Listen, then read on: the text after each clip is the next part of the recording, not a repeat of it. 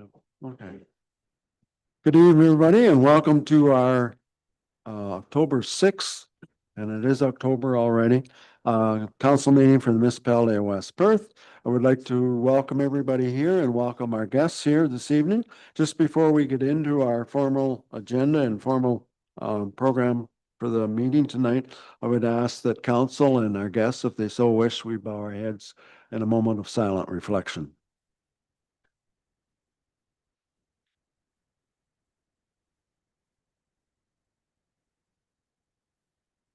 Okay, thank you. All right, the first item on the agenda then is the confirmation of the agenda, and I assume there's nothing added. It looks fairly lengthy as it is.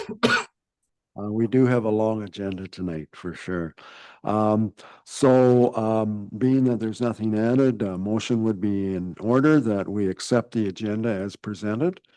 Moved by Councillor Phelps, seconded by Councillor Rose. All those in favor? Opposed, if any, that is carried. Brings us down, first of all, I guess, does anybody have a conflict of interest with the agenda? Mr. Foster? I have a conflict with 7.1.3 because I'm an adjoining landowner for Mount Pleasant Severance. Okay, so noted. So noted.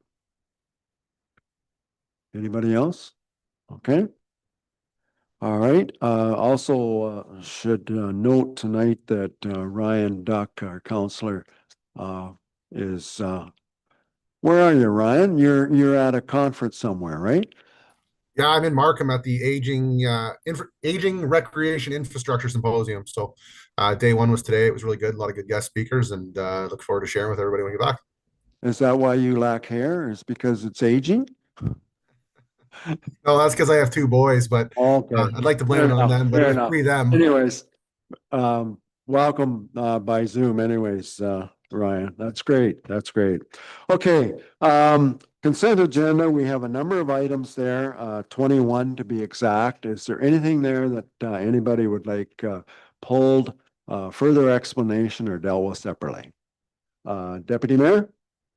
Yes, thank you, Your Worship. Good evening, council colleagues, staff, and members from the public.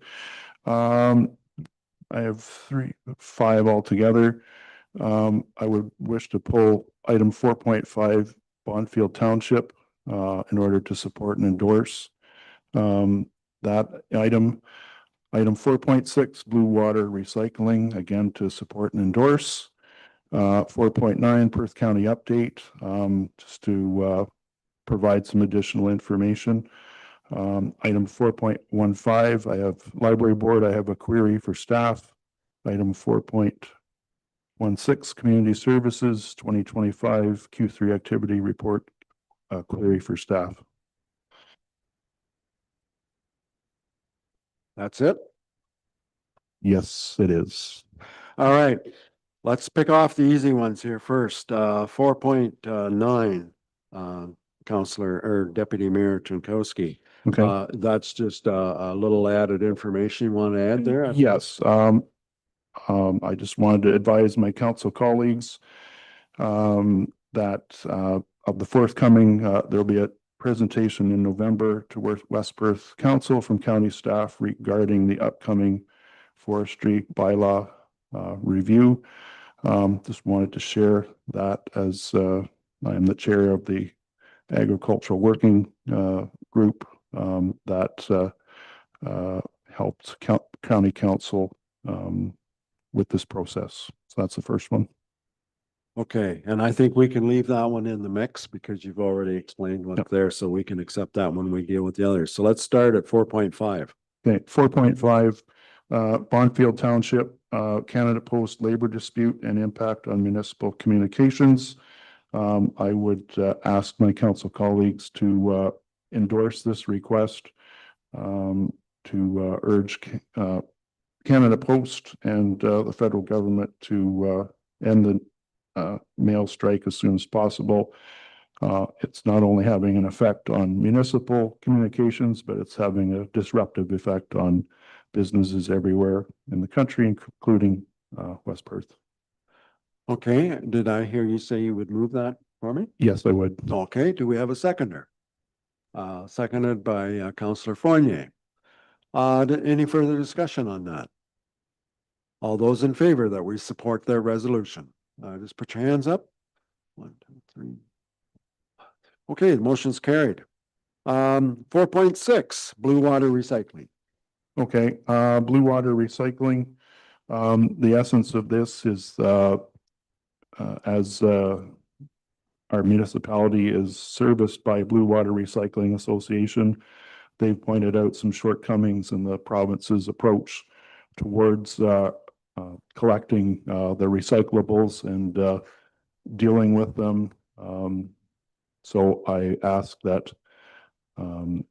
West Perth Council support and endorse Blue Water Recycling Association's comments that they're making to the province. They're requesting a second look and changes to improve the plan that's outlined by the province. Okay, thank you, Deputy Mayor. And again, I assume you're going to move that. We support that. Yes. Do we have a seconder for that motion? Councillor O'Donnell? Any further discussion on that? All those in favor of supporting this motion? Opposed, if any? That is carried. Moving over to 4.15. Okay, thank you again, Your Worship. In the library board report, it mentioned that the library board had received a building condition assessment. And my question for staff will be, when will that same condition assessment report be shared with council? Okay, do you want to answer that, Dan? Go ahead. Yeah, Director Larson's here. He's just online. If council wants to see that one or a different one or all of them at any one time, we're happy to provide them. Right now, we're analyzing them and working them through our 10-year capital. We've kind of left it to focus a bit more on the arena. I think that was more of the direction we had at the time.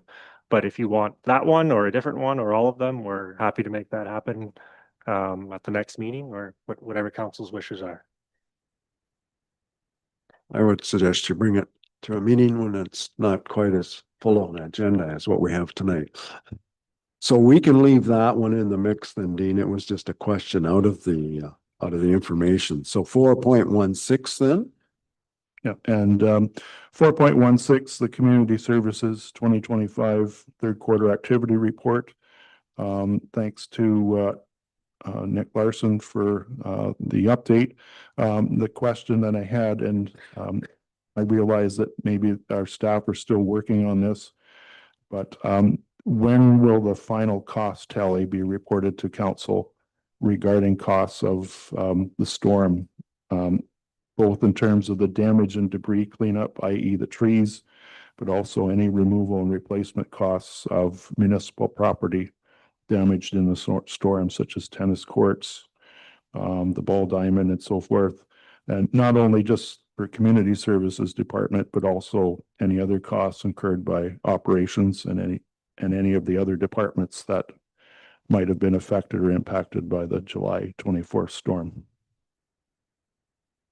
CAO, Dan? Yeah, thank you.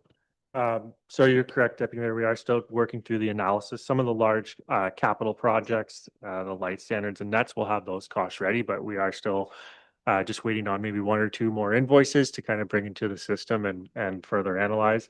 Are you curious to know the total costs kind of pre an insurance claim or post an insurance claim or both, or it doesn't matter? Because that, if it's the latter, that could delay the report.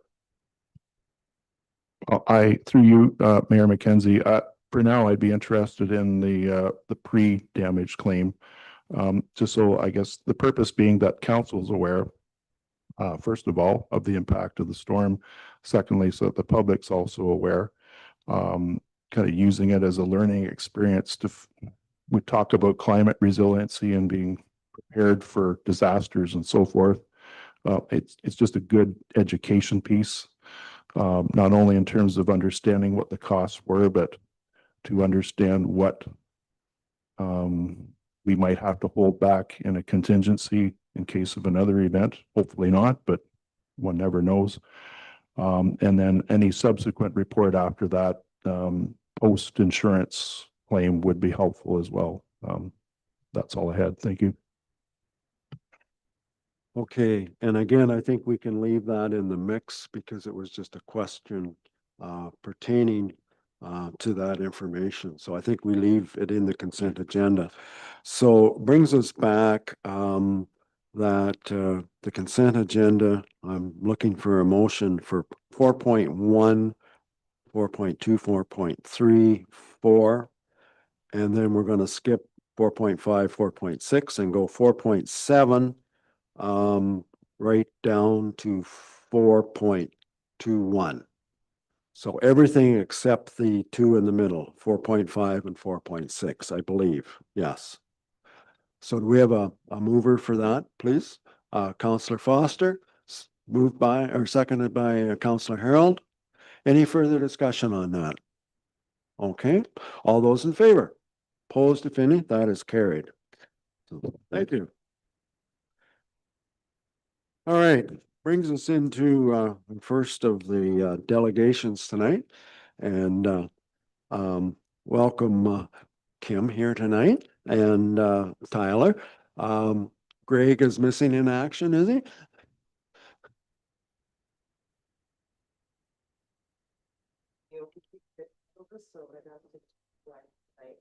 Oh, no, that's great. That's great. Anyways, you're here to talk about the community safety well-being plan. So I'll just turn the floor over to you, Kim. Thank you. Hey, good evening, Mayor. Good evening, Council. Thank you for giving us some time tonight to present to you the updated Community Safety and Wellbeing Plan for the Perth Partnership Municipalities and Councils, charting the next chapter, empowering safe and connected communities.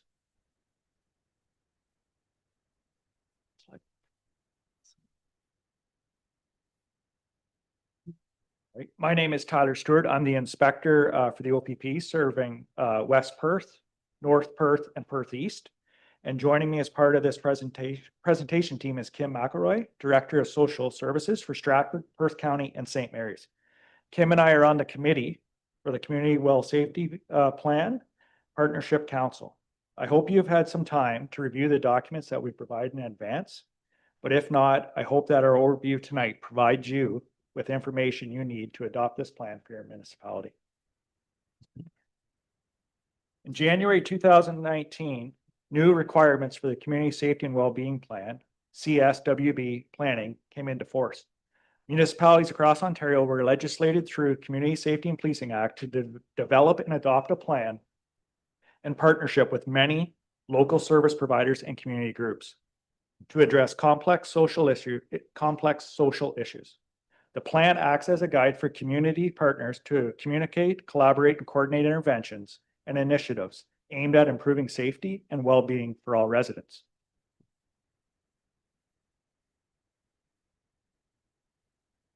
As you can see on this screen, the Ministry of Solicitor General created a framework to help support the development of the plan.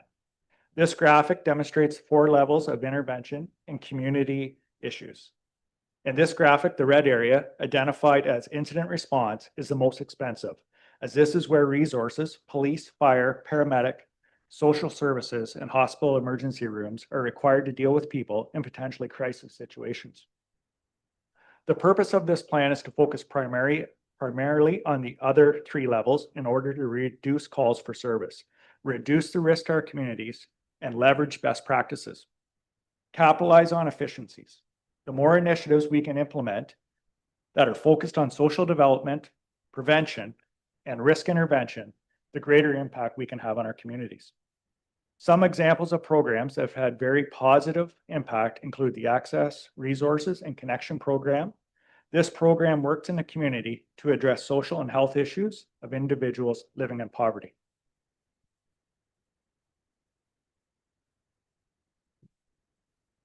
The partnership consists of a wide range of municipal staff, CAOs, social service providers, agencies, and organizations across the 6 partner agencies.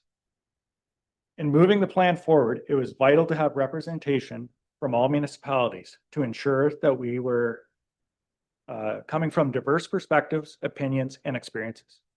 The engagement with the plan through a series of discussions, surveys, and consultations sought to identify priority areas that were common to all municipalities represented by this plan and look at service delivery gaps that needed to be addressed. The complexity of the individuals or facing individuals, families, and communities takes creative, innovative leaders from different professions coming together to provide direction and empower operational teams who are on the streets day and night doing the best they can to support the most vulnerable of our society and to prioritize the safety and well-being of all our residents and visitors. I will now pass it over to Kim to continue the presentation.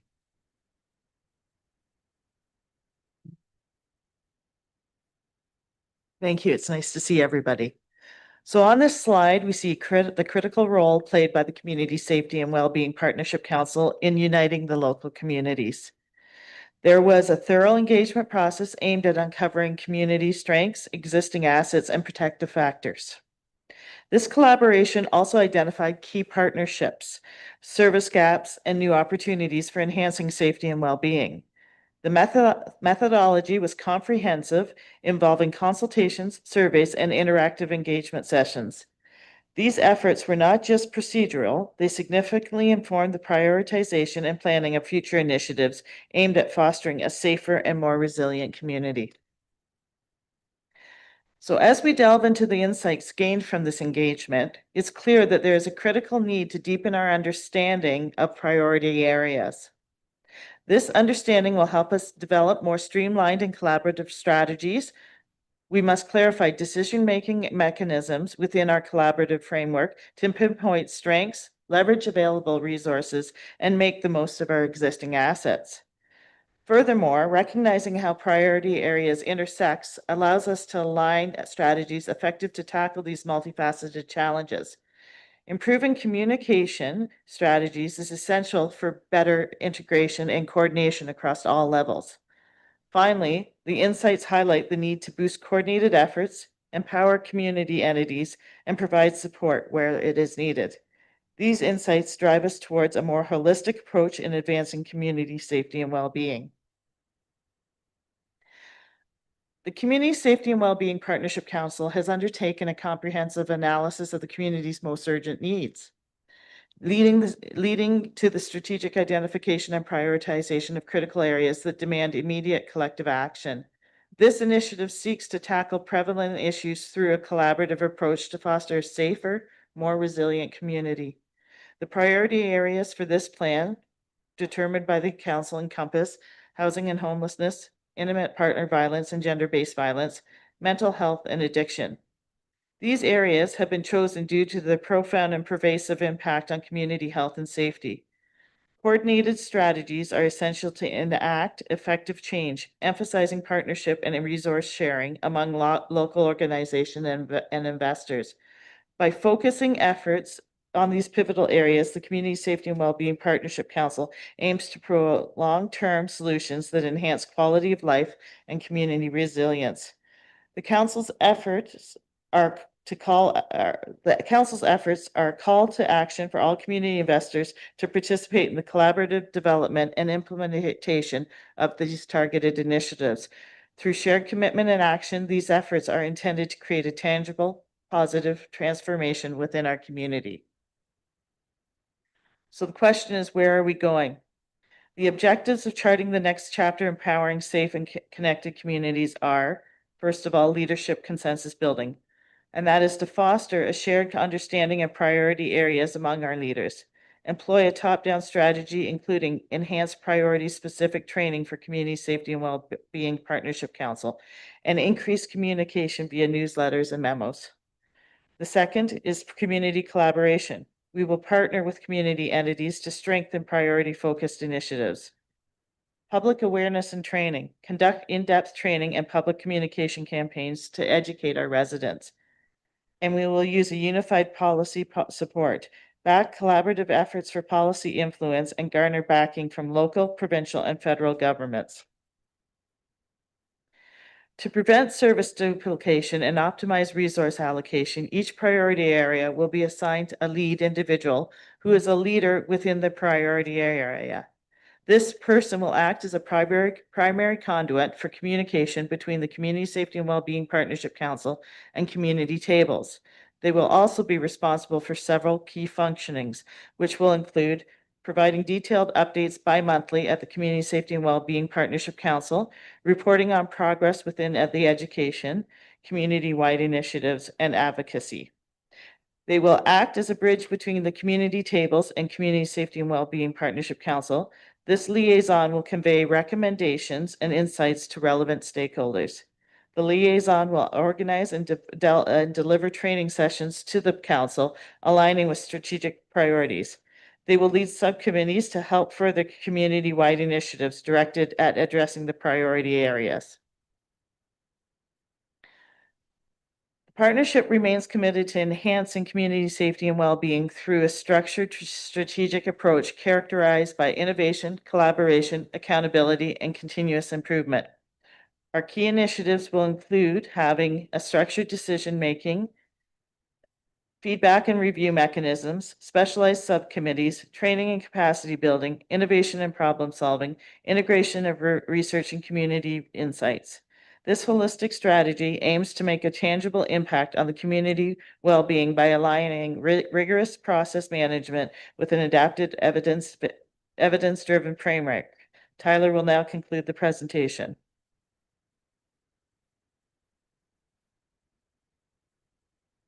Thank you, Kim. So as we move into the next phase of the Community Safety and Wellbeing Plan, there will be a strong emphasis on building a shared understanding of the priority areas while working cooperatively with Partnership Council and the community tables to address gaps, build on community strengths and assets, and promote the safety and well-being of all residents in our communities.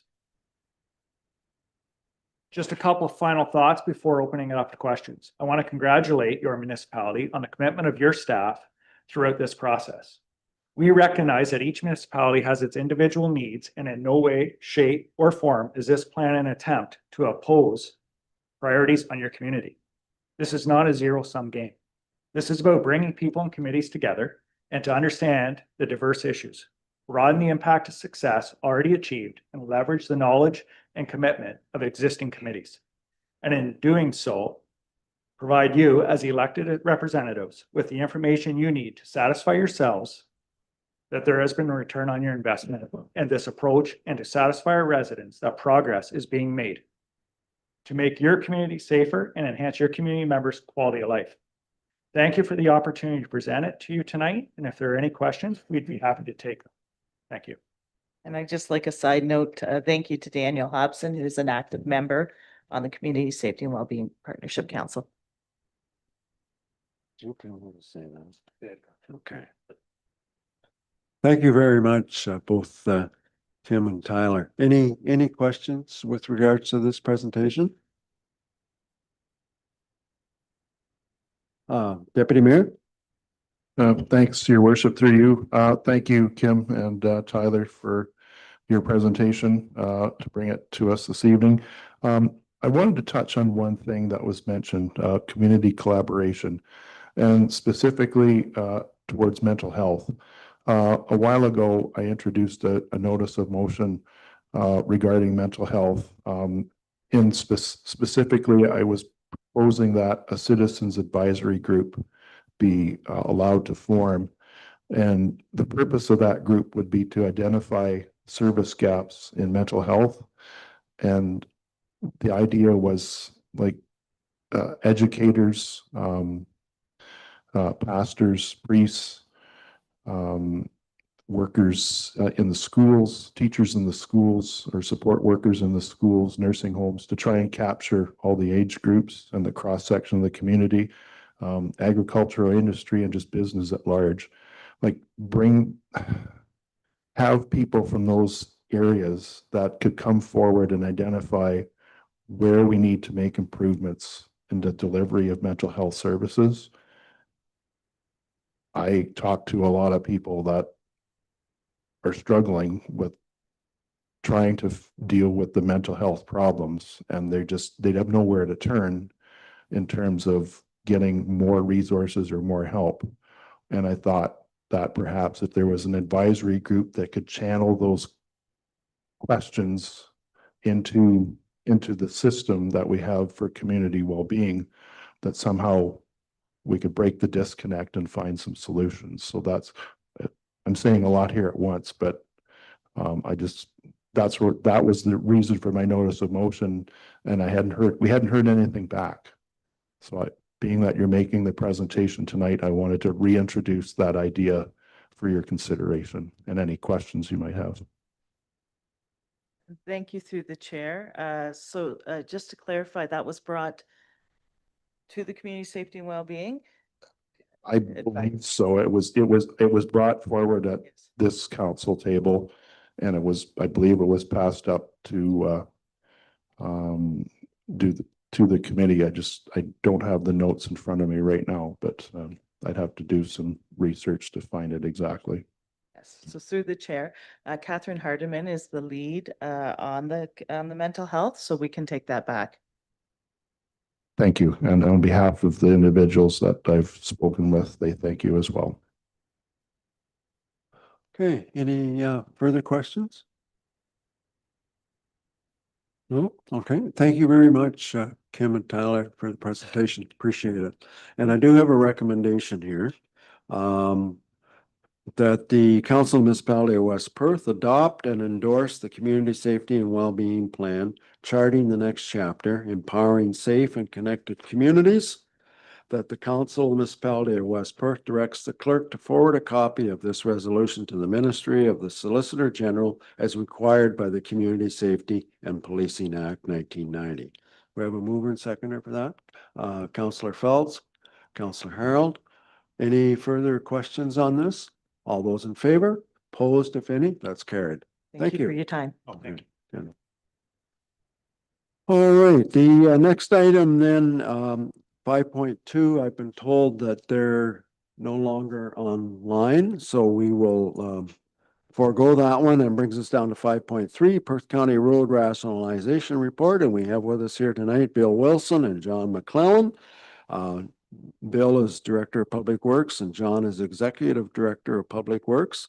And also we have the consultant I gather online, David Perks and Matthew Buttram. So John, floor is yours. Thank you, Mayor McKenzie. Good evening, council. Mayor McKenzie's already introduced me and the consultant, so we'll keep that short. And we're here tonight to talk about our road rationalization process. And the objective of road rationalization is to create a municipal road network where lower tier municipalities have responsibility for roads, mainly serving a local service.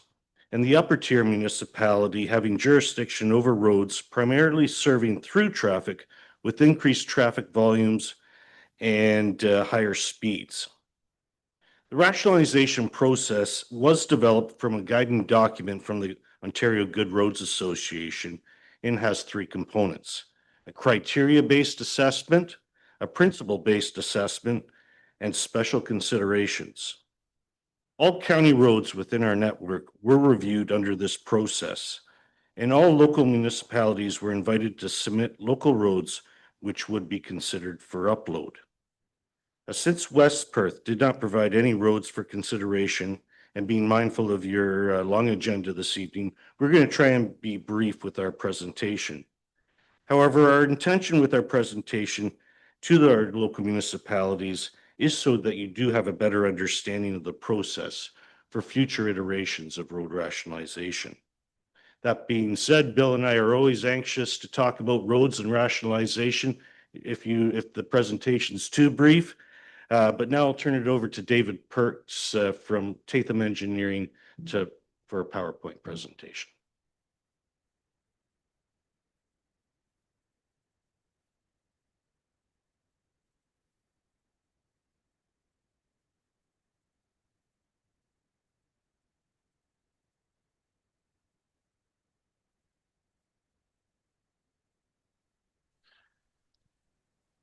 Good evening, everyone. Just want to make sure everyone can hear me clearly. Yes, we can hear you. Okay, that's great. Thank John for the introduction. We will move through this, try and get the nuts and bolts out to council to present what we've done here with the Road Rationalization Network, the plan. And And as John mentioned, we didn't have any local roads from West Perth for consideration. So in terms of whether or not they should be uploaded into the road network. So there's no implications in that respect, but just to give an idea of what we've done for the county, we'll run through this. If we could go to the next slide.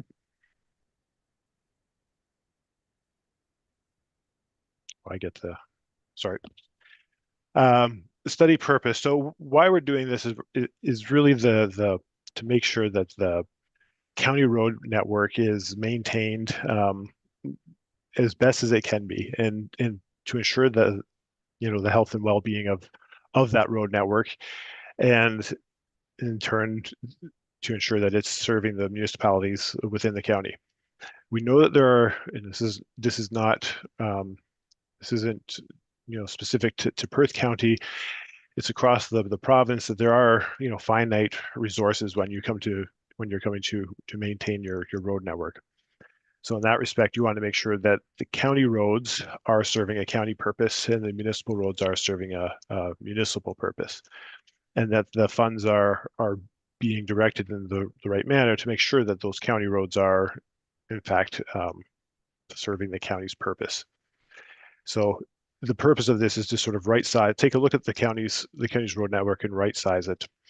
And of course, underlying all that, again, is the resources. We want to make sure that resources are used efficiently in the maintenance of the road network. Next slide.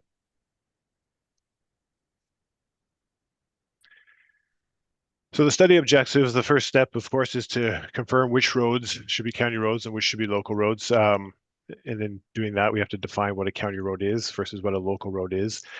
And the study does do that. Other objectives are to ensure that the appropriate accountability to the road users. So the county is accountable to the road users for those county roads, and local roads are being taken care of appropriately by the municipalities. So we want to make sure that all of the purposes and the function of these roads are all are occurring as they should. And in doing that, when you identify, a county road as a county road, then it allows for the appropriate application of standards and practices that best suit that infrastructure. So a county road is being maintained to a county road level, and a local road is being maintained to a local road, and you don't have that happening vice versa. And of course, all of this is to facilitate the smart and focused spending of county funds. That's crucial to this piece. We want to make sure that the money that is available, that is maintaining these roads and as they're intended to, and we're not spending money maintaining a road to a standard that it doesn't need to be held to. Next slide. So the first step, what is the role of a county road? A county road, it serves higher traffic volumes. It serves all sorts of vehicle types and trip purposes. It's not just something that's local short trips. It does long trips through the county, within the county, connecting to beyond the county as well. The road network is very, it focuses more on mobility rather than access, and that flow chart just sort of gives you an idea of where a local road should be versus where a county road should be. So the county road is going to be up near that major arterial or minor arterial even, where you're trying to get traffic between communities to and from the provincial road, provincial highway, through to the counties on the that are bordering Perth County as well. It's really about the movement of traffic rather than land access, which is what your local roads are to focus on. Next slide. Sort of the framework within this is in where the county's authority is in shaping the road network, comes from Section 52 of the Municipal Act, excuse me. And it just indicates that the county has the power to establish its road network, maintain it, add or remove roads as needed in order to ensure that county road system is healthy and that it's serving the right purpose. Next slide. John alluded to this in his introduction. The review did take a look. It started with the Ontario Good Roads Association. We looked at their criteria. We also reviewed what's been applied in other counties that are similar to Perth County. So Dufferin County, Grey County, Simcoe County, and Oxford County. We looked at their road rationalization processes that they went through. We at Tatham Engineering were involved with Dufferin and Grey County.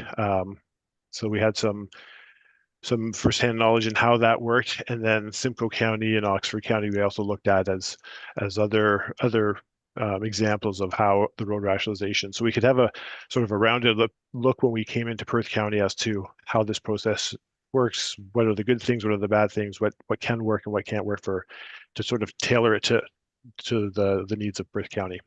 Next slide.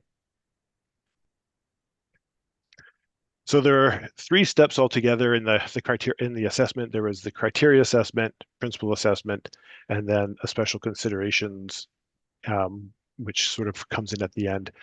The criteria assessment is very detailed in terms of, you're looking at numbers, you're looking at traffic volume, speed limits, things like that. Principal assessment, you sort of step back from that, you get a bit of a higher bird's eye view of your road network. So the criteria that starts looking at road sections, principals start looking at corridors a little more, and we award points, which we'll go through as the different criteria and principles that we applied. Next slide. So some of the actual criteria, and these are the ones where we went in and we reviewed OGRA, we reviewed the different counties that have applied them, and there were a number of criteria that we looked at. We narrowed it down to, I believe, 8 that sort of fit what the county needed or what was applicable to the county. So when we look at a county road, we awarded points for if it was connecting urban centers to one another, if it was connecting an upper tier road to another upper tier road, or county to an upper tier road, or even to a provincial highway. We looked at the official plan and we broke down the point structure based on urban centers, serviced urban areas. They received similar points. We had villages, and then we had anything outside of that. The points awarded went lower. So it was scaled in terms of what service that road is providing. So that first section is sort of focusing on connecting within the county. Next slide. We looked at heavy industry service, so roads that are dealing with a lot of truck traffic. This really sort of comes into a lot of the commercial requirements of the road network, where you need to be able to move goods around. And it's not to say that every road that has truck traffic on it should be a county road, but as you get higher up and you're carrying more and more heavy industry that's harder on the roads, it's important. They're important corridors because they are moving goods throughout the county. So there's points awarded for that. Barrier service, not as applicable to Perth County, but there are some areas. If you have a road or if you have a barrier within your county, in this case, waterways were the larger of the barriers, where you need to somehow cross that barrier. It's severing your county or severing your municipality, and you need to get across it. A county road, it supports that. It gets people to a crossing, to a bridge, ways to navigate around that barrier. So there were points awarded for that as well. Next slide. Traffic speed. So this goes into the mobility of a county road. You want to be able to move traffic that tends to be at higher speeds. It's not to say that every county road is going to have an 80-kilometer speed limit, but that is sort of the threshold. You want to see county roads moving traffic. So if it can move traffic at a higher speed, there were some points awarded for that because it does sort of focus on that mobility.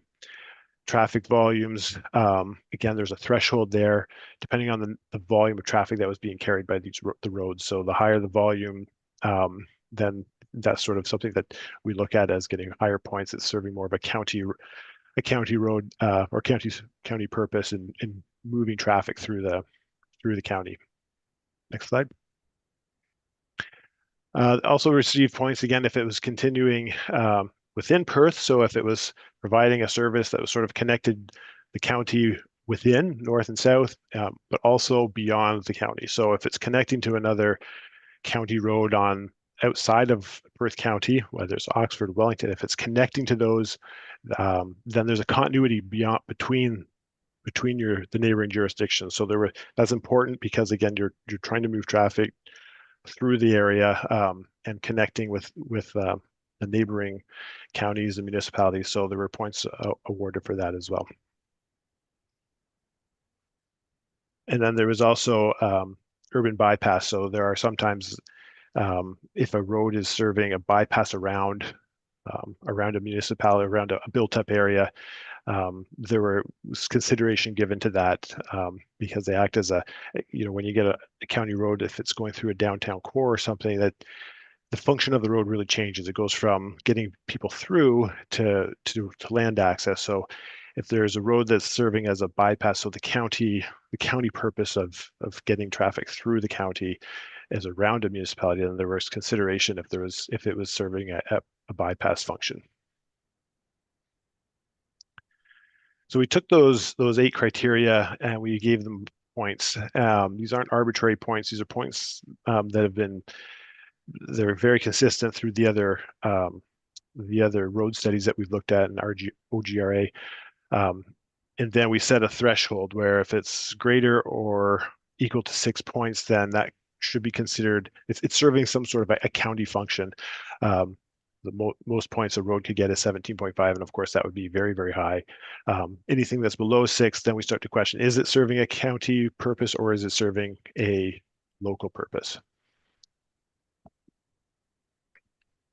So after we look at the actual criteria where we're looking at the numbers, it's in some of the more detailed road sections, that will spit out a road network that might have holes in it because we're looking at road sections. One road section might not quite fit with another one where, one beyond is getting more points for a certain reason. So you end up with holes in your road network when you just look at the criteria. So that's where the principle comes in. You step back and you look at where the holes are and you think, does that road need to be maintained? Should that be getting points as a county road, even though the criteria aren't there, but it's serving another purpose from a higher level in terms of connectivity? Or is it, or maybe perhaps the other ends aren't, although they're scoring on the criteria section, maybe they aren't from a principal's perspective, maybe they're not required or they're not as important. So from a principal's perspective, we look at, is it providing appropriate north, south, and east, west service? So is it continuous? It's not disjointed. We want it to complement the provincial highway system. So is it getting people to the highways? So it's delivering people from the upper tier to the provincial level, and vice versa, taking people from the highways and getting them to the municipalities within and the built-up areas. It should be direct, succinct, intuitive. You don't want meandering roads in the county road system. You want them to be direct and it makes sense.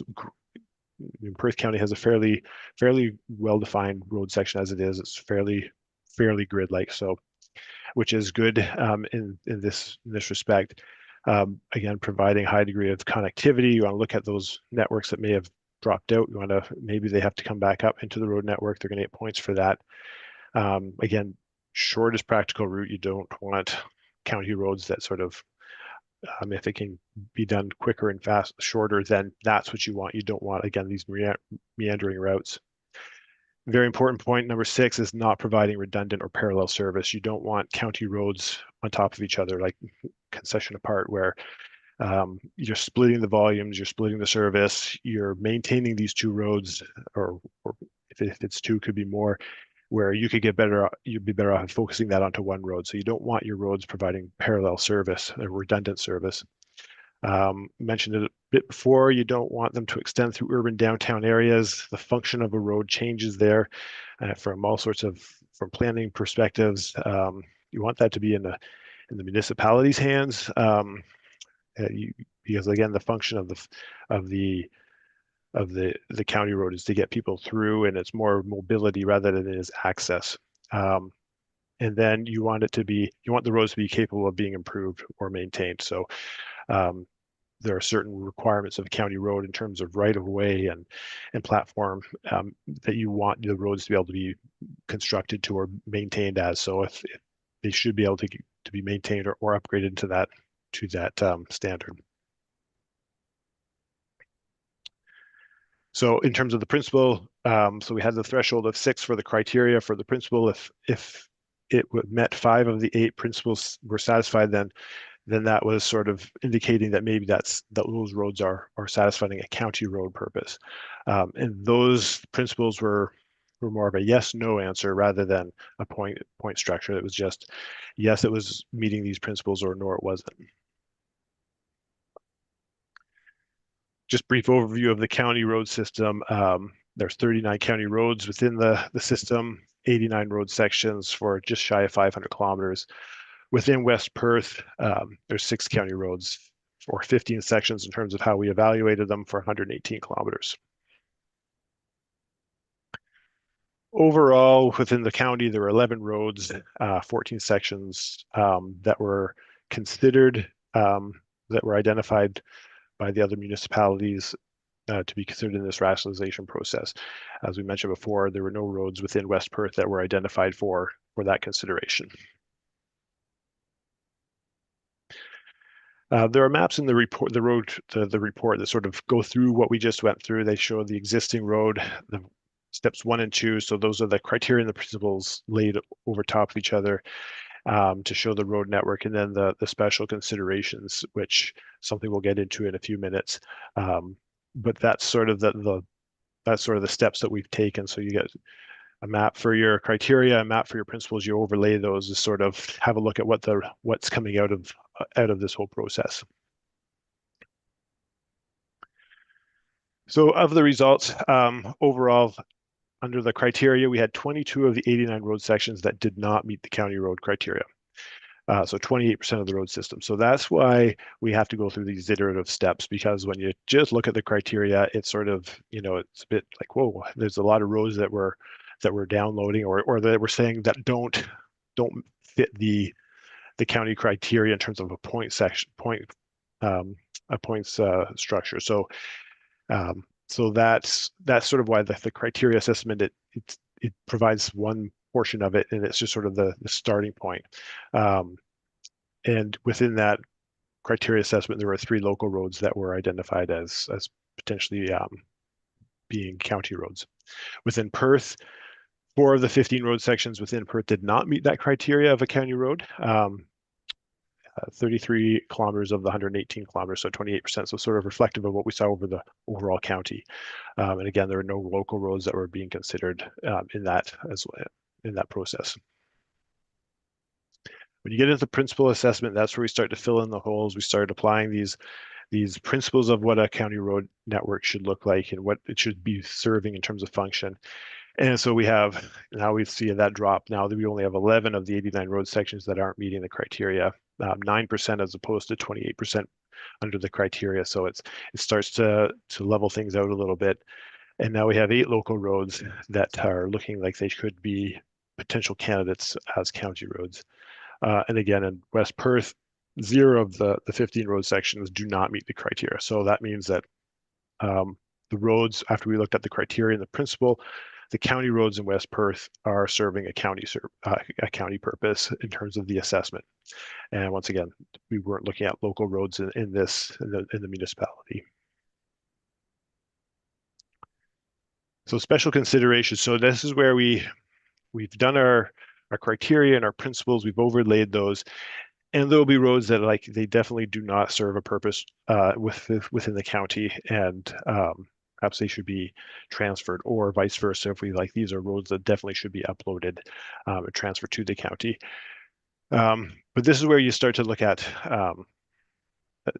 unique issues with roads or unique services that maybe aren't being caught in the overall assessment. So we had 18 kilometers or 4% of the existing road system that were sort of identified that they didn't meet the criteria or the principles for county roads, and they should be transferred.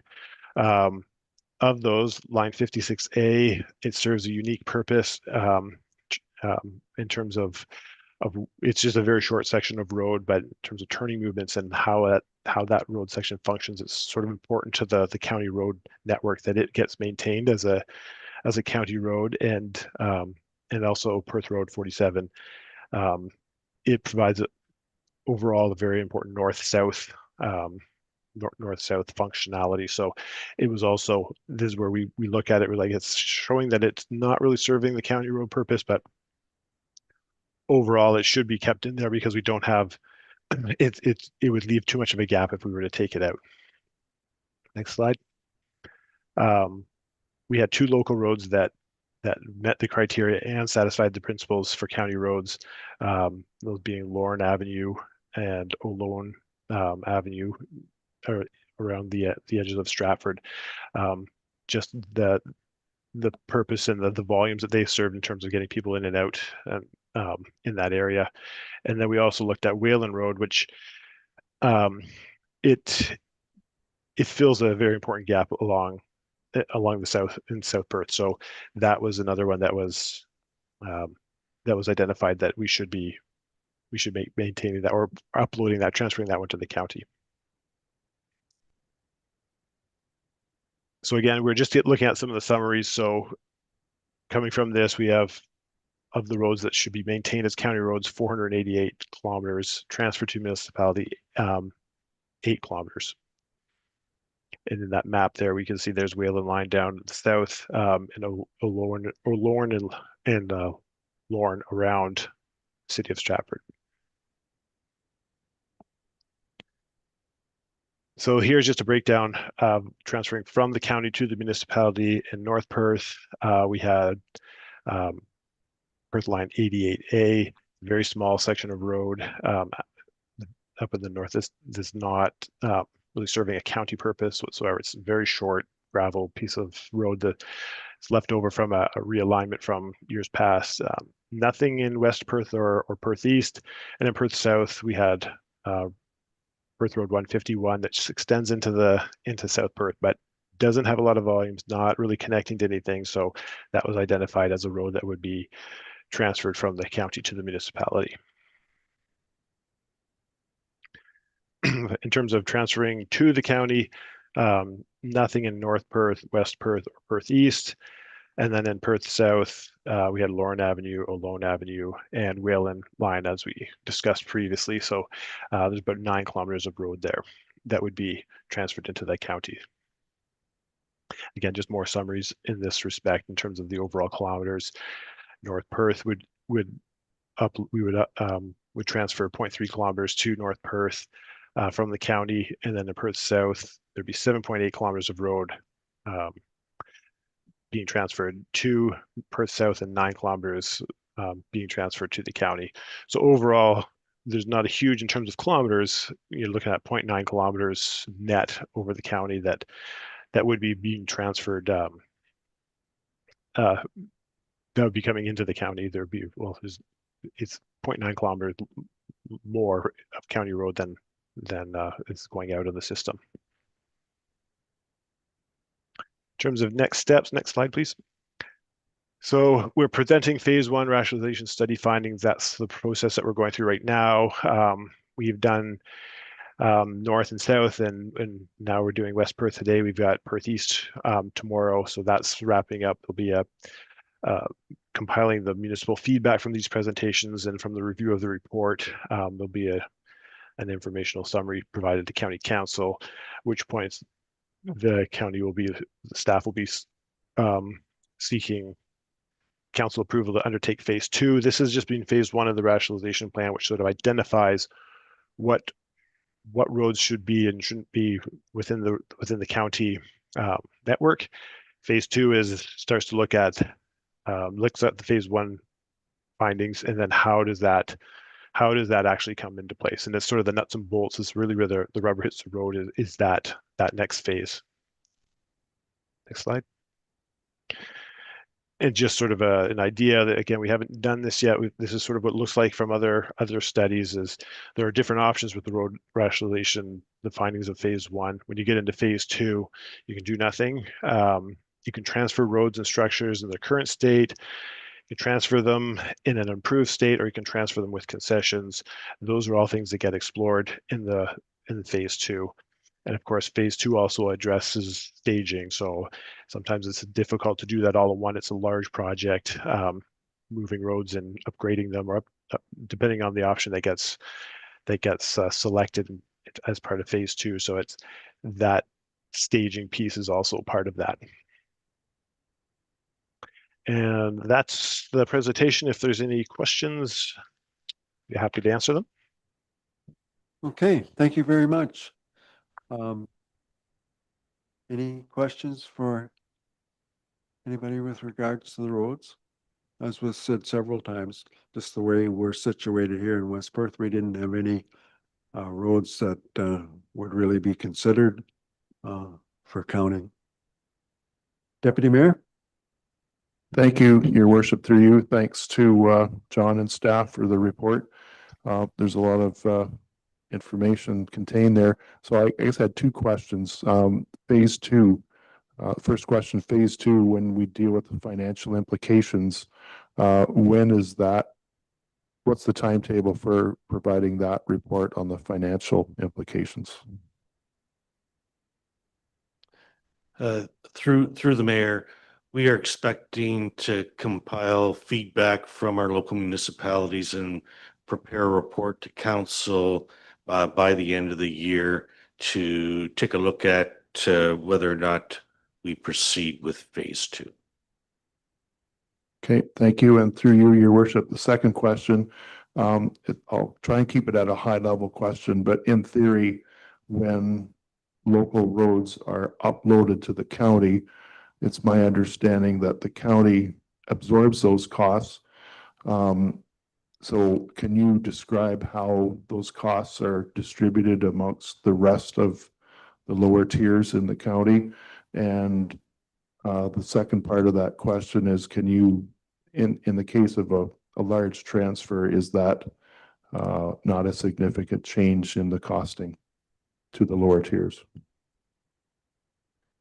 Through Mayor McKenzie, I may have David Perks just jump in on this one as well, but in the past, we've done two, I guess one was a road swap back in 2013 with the Perth East. That involved no transfer of funds in that road swap. And then in 2021, I believe it was completed, we uploaded a portion of the Wayland line along with the Middlesex County. So that was formerly a boundary road with Lucan Biddulph and Perth South. A portion was uploaded by Middlesex County. Subsequently, Perth County uploaded that portion that Perth South was. So you had municipalities, two upper tier municipalities as a boundary road partner, which is ultimately what you want. So David said another portion of the Wayland line is being recommended for upload to the county in this case, and subsequently Middlesex County is uploading that portion that is currently owned by Lucan Biddulph. So I think this is what this process is all about, is costs, and there are costs associated with these transfers. And I think David in his presentation there, phase two, is what are our options, and you can certainly transfer those as in the state they are, and or upgrade and then transfer, or in some cases, sometimes there's a financial transaction as well with that transfer.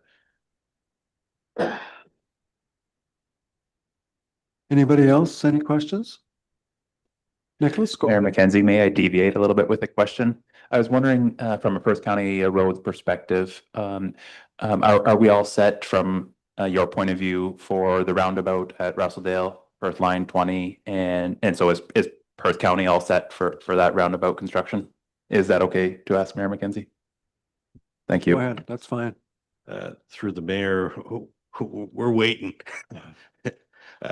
Certainly, that project requires some detours, and it's not going to be easy. And I guess it might be best said here now to start that conversation is, yeah, it's going to be a difficult time when that construction of the roundabout goes through for people in this area and for folks trying to in the summertime to get to cottage country there. So at the end of the, as I always like to say, you got to break a few eggs to make an omelet. So again, part of the detour, I know West Perth will be providing, I think, some of their roads for part of this detour, and so is Perth County. We're actually waiting on some bridge projects because and delaying them because of this detour and this construction. So yeah, we've been ready for them to go ahead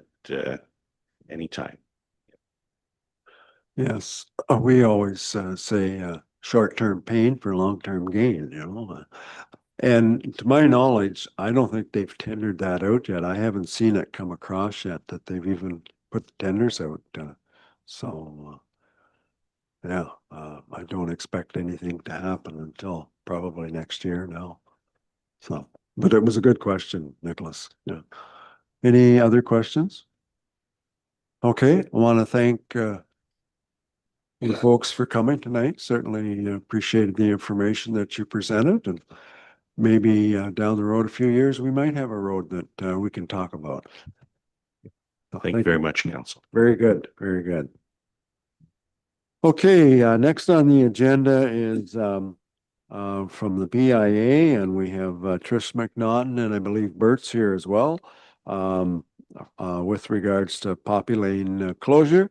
So Trish, I'll turn it over to you. We've had a 1-year trial with it last year, so certainly floor is yours. Perfect. Thank you, Mayor McKenzie. Good evening, Mayor McKenzie and members of council. Thank you for letting me come up and chat about Poppy Lane again.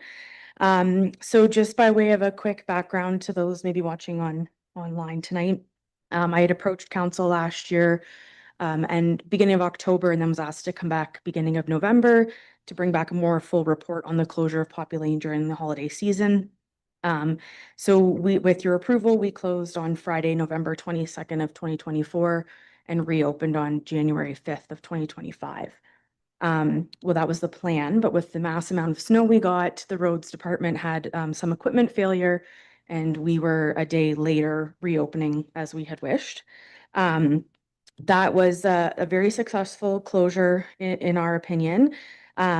We did get some feedback from members of the community that I'd like to share tonight. I would also like to just send a quick thank you to Jesse Britton from Youth Unlimited for all of his help in helping get the project up and going, helping us maintain it, as well as Tree Tech, who did the snow removal at no charge and was happy to jump on board with that project. So some of the feedback that we had received from different members in the public, we had a resident that lived out in Bornholm, just had expressed that they had really hoped that Poppy Lane reopened after the closure took place. We had a Mitchell resident that was a little bit upset. They have accessibility issues and found that the closure of Poppy Lane, not being able to get into the businesses nearby, was a bit of a hindrance for them. So we took that into consideration for this year's closure. And then we also had a downtown business that gave some different feedback, I guess, after we had approached about the closure. And again, it was due to the parking and Poppy Lane loss that would affect their business. So that came forward. We had some great feedback from a Mitchell resident who gave us ideas on how we could further enhance Poppy Lane this year by having music or lights, and maybe not necessarily closing Poppy Lane, but decorating more along the building. So there's been different ideas that have come forward that I've shared with the board. However, we still wish to proceed with the request for a closure again over the holiday season. Again, some general overview comments were that people weren't happy that the parking was taken away and the accessible parking was a bit of a challenge because there's only one spot in front of Mitchell Chiropractic and Farm to Family there. It was a closure cutting access off to the post office, which the post office were striking at the time, so it didn't overly affect them. They made good use of our picnic tables that were sitting there, but that was about it. A lot of kids really enjoyed downtown, our downtown installation. The West Perth Youth Center actually held their year-end bonfire and party there. So again, if they had more notice, they would love to do more programming in the space because it does have a lot of potential. Same with the library. They too, again, because of our late request, if they knew in advance, because they do send out their calendars 2 months in advance, they would have got on board with some other programming. There were lots of photos going around on social media of families that were visiting, especially our photo arch that was an ornament at the far end. And then a suggestion that we should put a star on the tree this year. So it's kind of a neat little request there. So this year, we're requesting a closure 1 week earlier on Friday, November 14th. The reason behind this is we are super excited to announce our partnership with the service clubs in the community. So the service clubs, under the direction of Rob Sawyer last year, had spearheaded the decorating at Centennial Park and Morenz Park. And just due to other personal conflicts, they had actually approached us about maybe the BIA getting on board with helping to chair meetings and sort of oversee that committee and work with our service clubs because they didn't have another chair come forward. So I took it to our board meeting a month ago, and the board was fully supportive of joining that venture together. So with that said, that's our partnership that we have planned for this year. So the decorating will still take place at Centennial Park, Morenz Park, and then we're hoping to do an expansion potentially across the bridge and into the downtown through to Poppy Lane. So if you drive around other small communities, they really decorate their downtown for Christmas. And I think this is just a great expansion of two projects, that went off really well last year and could be a really great joint venture this year. So the 14th closure is because we are looking at setting up at the parks on November the 8th. And then if approval by council tonight, we would set up at Poppy Lane November 14th and have a big lighting of the lights from the parks right down Main Street on November 22nd. So part of my request tonight is this closure of over Christmas again, so that we can bring that holiday themed event back downtown. And then a subsidiary request is that the board and myself have had many conversations about the possibility of closing the space permanently with council's approval. It is a good communal space, and we firmly believe that having a walkable, interactive space where people can come into the downtown and spend more time downtown will hopefully, in turn, make them shop more or eat more or gather. So we have a lot of ideas for the space if allowed.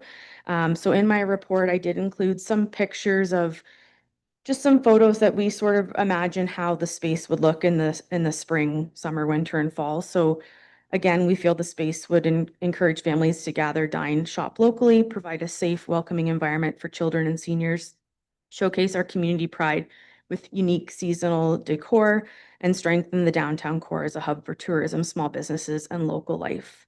So we really feel it's a dynamic multi-use area that, again, the library and the youth center are wanting to get on board with some programming in that space as well. So the closure that we're requesting over Christmas, again, would have no financial impact on the municipality. We have a lot of our items from last year to reuse and then some ideas to enhance. As far as the full closure goes, pending council approval tonight, I would do some more research and come back. And I'm happy to share some ideas that we do have or anything you'd like me to elaborate on. Okay, thanks, Trish. Questions for Trish with regards to the request? Councillor Phelps? just comment. I think we discussed Poppy Lane about people parking, and did we not determine it was a fire lane or that they shouldn't be parking there anyways, or am I wrong there? I thought maybe Chief Hunter had spoke to that before. I don't think we determined that it was a fire lane. I think that we would look at that further if there was a recommendation from council tonight to explore the full closure on that matter. I've got a nod of approval back there, so I did good. Okay, Councillor Duck. Thanks, guys. Trish, I got a couple questions. I just wanted to ask, just one of my notes here. So the concerns from the citizens, the business owner that was concerned it was impacting his downtown accessibility, and then the person that had the concerns about the accessibility. You said you did have a plan to take those concerns or actions into effect. I'm just curious if you could elaborate a little bit more, or just confirm that those issues are resolved and that our citizens aren't going to have any sort of accessibility issues when they're using this. Yep. So when it comes to the winter closure, this part is still in discussion. I did talk with the roads committee or the roads department about the closure for this winter season of potentially putting up temporary spaces. So just to sort of go back to Doug's question, in my report, I identified last year that Poppy Lane is not a fire route, but it is labeled as a one-way street in Schedule G of Bylaw 31/2023. So even though people park there and they shouldn't, if council approves a full closure, we would talk to the roads department again, which they have already confirmed. We would put spaces in front of Poppy Lane. So we would block off Poppy Lane as a whole. And then that area that's in front, which is currently the entrance, has room for potentially one accessible and 2 parking spaces, which is what would come out of what was in Poppy Lane. So that's long-term thinking, but roads has kind of given me a nod that that's something they could look at doing in the spring. Dan, go ahead. Sorry, Trish, also you will not know this yet. This is pretty fresh, but Director Ryan's been reviewing the downtown and the accessibility parking down there. And in this particular area, that area where the accessible parking is, it actually does need a new curb cut. So the curb cut is at almost immediate at the accessible parking location versus right now it's a little bit further down the road, if you will, is where the area is. So it might get resolved on its own without the BIA here. Very good. Very good. Other questions for Trish? I just had a couple more if I could. Oh, sorry, Ryan. Go Yeah, ahead. this is more so for the long-term closure, Trish. I'm just curious about the 2 things. The funds, and I don't want to put you on the spot by any means, but the obviously the BIA would be in a good position to afford all these decorations and things like that. And then my other question would be the general maintenance. So garbage cans that are being filled, trash that's left around, just as people use it, it happens. Who would be responsible for the general cleanup, the maintenance and stuff like that year round? And would you be looking for any sort of additional funding if this were to take place to do any of these activities? So again, for the closure over the winter, there'll be no financial impact. As far as, if it's approved that we can close it starting in 2026, I'd like the opportunity to explore it a bit further. I don't foresee large financial impacts on the municipality because of our partnerships with the youth center, and we're looking to approach the woodworking class to help with some of our like planter boxes that we're looking at. So as far as the decorations go, that would sort of be in our part of our levy. And then when it comes to year-round maintenance, we've had great support from Parks Department as well as the roads crew. So again, I would reach out to them to see if they would support helping with an extra, garbage can in that space. There's also our board and myself who will be in there routinely checking on things. So yeah. Okay, thanks, Trish. Deputy Mayor, you had a question? Yes, through you, your worship, thanks Trish for the report. I think all my questions were covered except for maybe one. And this would be more towards the permanent closure aspect. I guess I would like for staff to consider traffic flow impacts of a permanent closure. Perhaps, hopefully more information will be gathered with this temporary closure that could feed into the decision making for a potential long-term closure. And I guess to echo Councillor Duck's comments, I would be concerned about the expectation towards this being funded by ratepayers in the long term for the long-term closure. But I will await the report. I guess my question to staff right now would be, when will we see a report on the full analysis of the closure in terms of costs and other impacts to the municipality?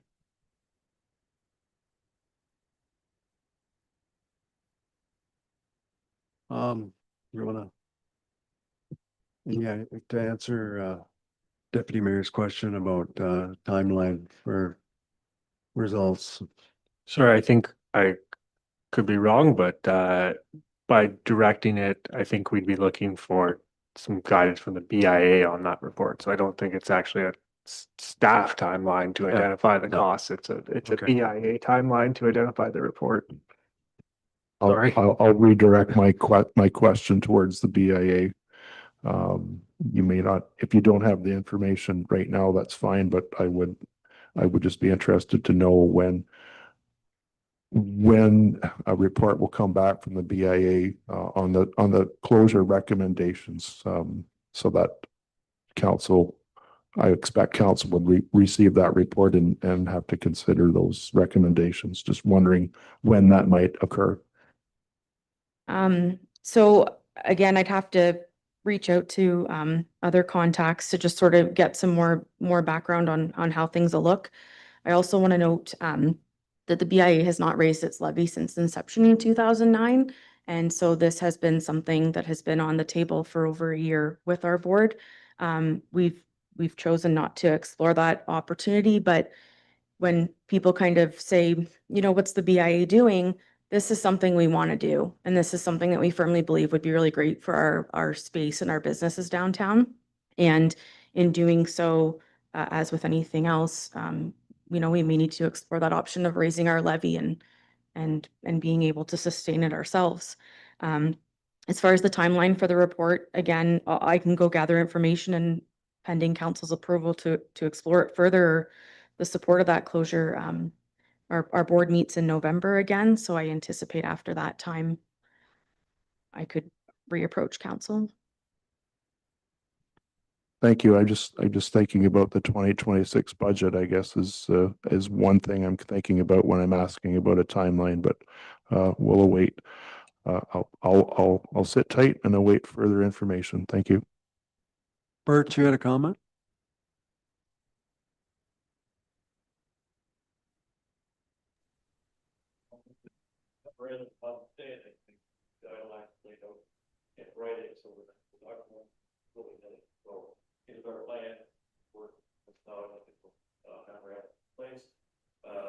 It may not exactly happen like 6 budget, but I hope certainly know for the long term.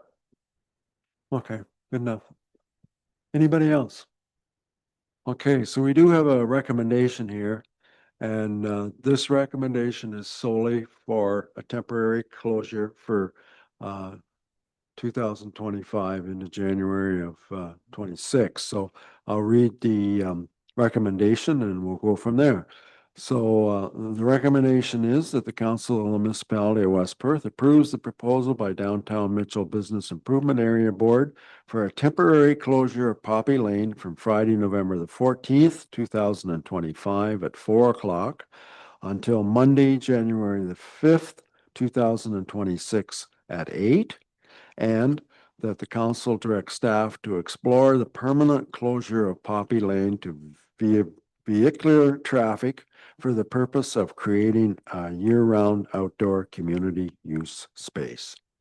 So that's the recommendation, moved by Deputy Mayor, seconded by Councillor Rose. Further discussion? All those in favor? Opposed, if any, that is carried. So thank you, Trish. Thank you. All right, moving on, we're going to adjourn our council meeting to hold a public meeting and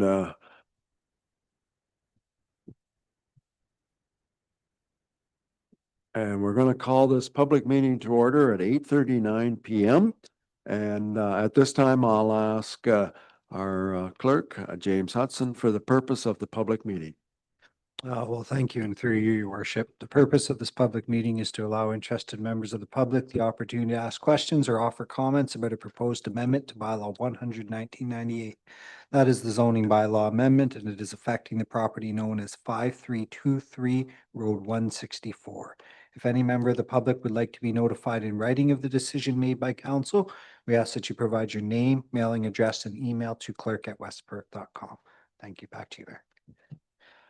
Okay, this is a public meeting for a zoning bylaw amendment application submitted by Doug Room on behalf of Joseph and Linda DeJong. I will now call upon John Bice, planner for the County of Perth, to review the application and present any correspondence received. John, the floor is yours.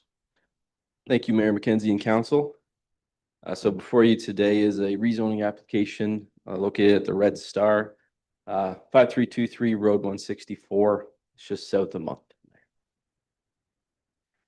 So this rezoning is a condition of consent B23-25 as a surplus farm dwelling severance. The severed lands were approximately 1.36 acres, and the retained lands being 99.8 acres. So the surplus farm dwelling severance policies outline that a rezoning is a condition of the consent. As such, the area outlined in yellow is to be rezoned A1, essentially to allow the non-farm residential dwelling.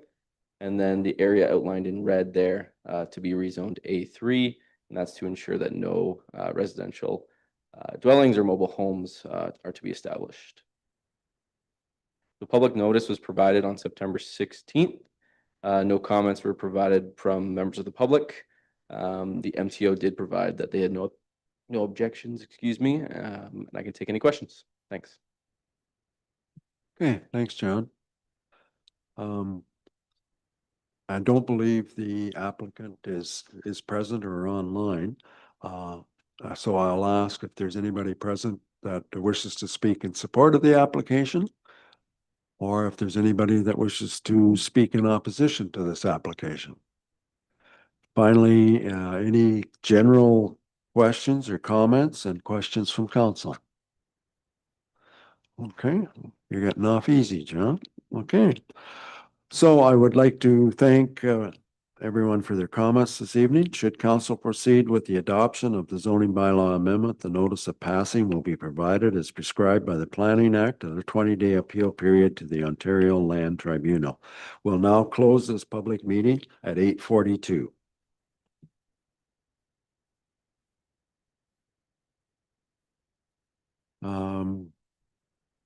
So then we'll deal with that right now. Okay, so we do have a recommendation coming out of the public meeting. The recommendation is the municipality of West Perth approve zoning zoning bylaw number 6, 2025, submitted by MTE OLS Doug Rome on behalf of Joseph and Linda DeJong, affecting lands legally described as Lot 15, Concession 14, Logan, in the municipality of West Perth. We have a mover and seconder for that, please. Moved by Councillor O'Donnell, seconded by Councillor Foster.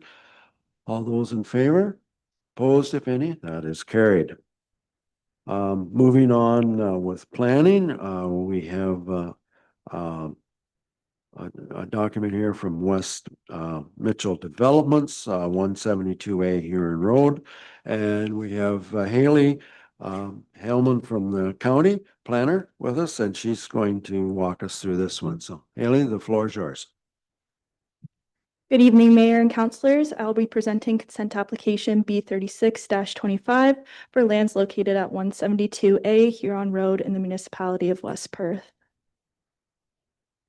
The application for consent proposes to sever lands and add them to the adjacent property to the immediate north. The lands to be severed are currently zoned Highway Commercial Zone C3, which is consistent with the zoning of the proposed enlarged lot. Additionally, the retained lands are zoned future development as shown on the subject site sketch. The proposed severance will adjust the lot lines to better align with the existing surrounding property boundaries and will facilitate the expansion of an existing commercial use. Existing structures on the proposed enlarged lot consist of an automobile repair and sales shop and 3 self-storage containers. Additionally, it is noted that the retained lands are to remain vacant and are currently landlocked. Staff recognize that the lot will have access and frontage to a street through future development of the area. The lot addition will result in a more logical lot configuration and allow for the continued and expanded use of an existing commercial self-storage business. The severed and enlarged lands are both zoned Highway Commercial Zone C3, and the retained lands, which will remain landlocked, are zoned Future Development Zone FD, and no development is being proposed at this time. The proposal supports efficient land use within the settlement area and aligns with broader planning goals to promote development and major transportation corridors. The enlargement of the lot at 172A Huron Road allows for further investment in existing commercial infrastructure without creating any new lots or requiring additional servicing. The development proposal also maintains compatibility with surrounding land uses and supports business growth. Staff are of the opinion that the proposal is consistent with the provincial planning statement and conforms with the county official plan. It supports the continued use and logical development of land within the urban area. As such, staff recommend approval of the application subject to the listed conditions. Thank you, and I'm happy to answer any questions. Okay, thank you.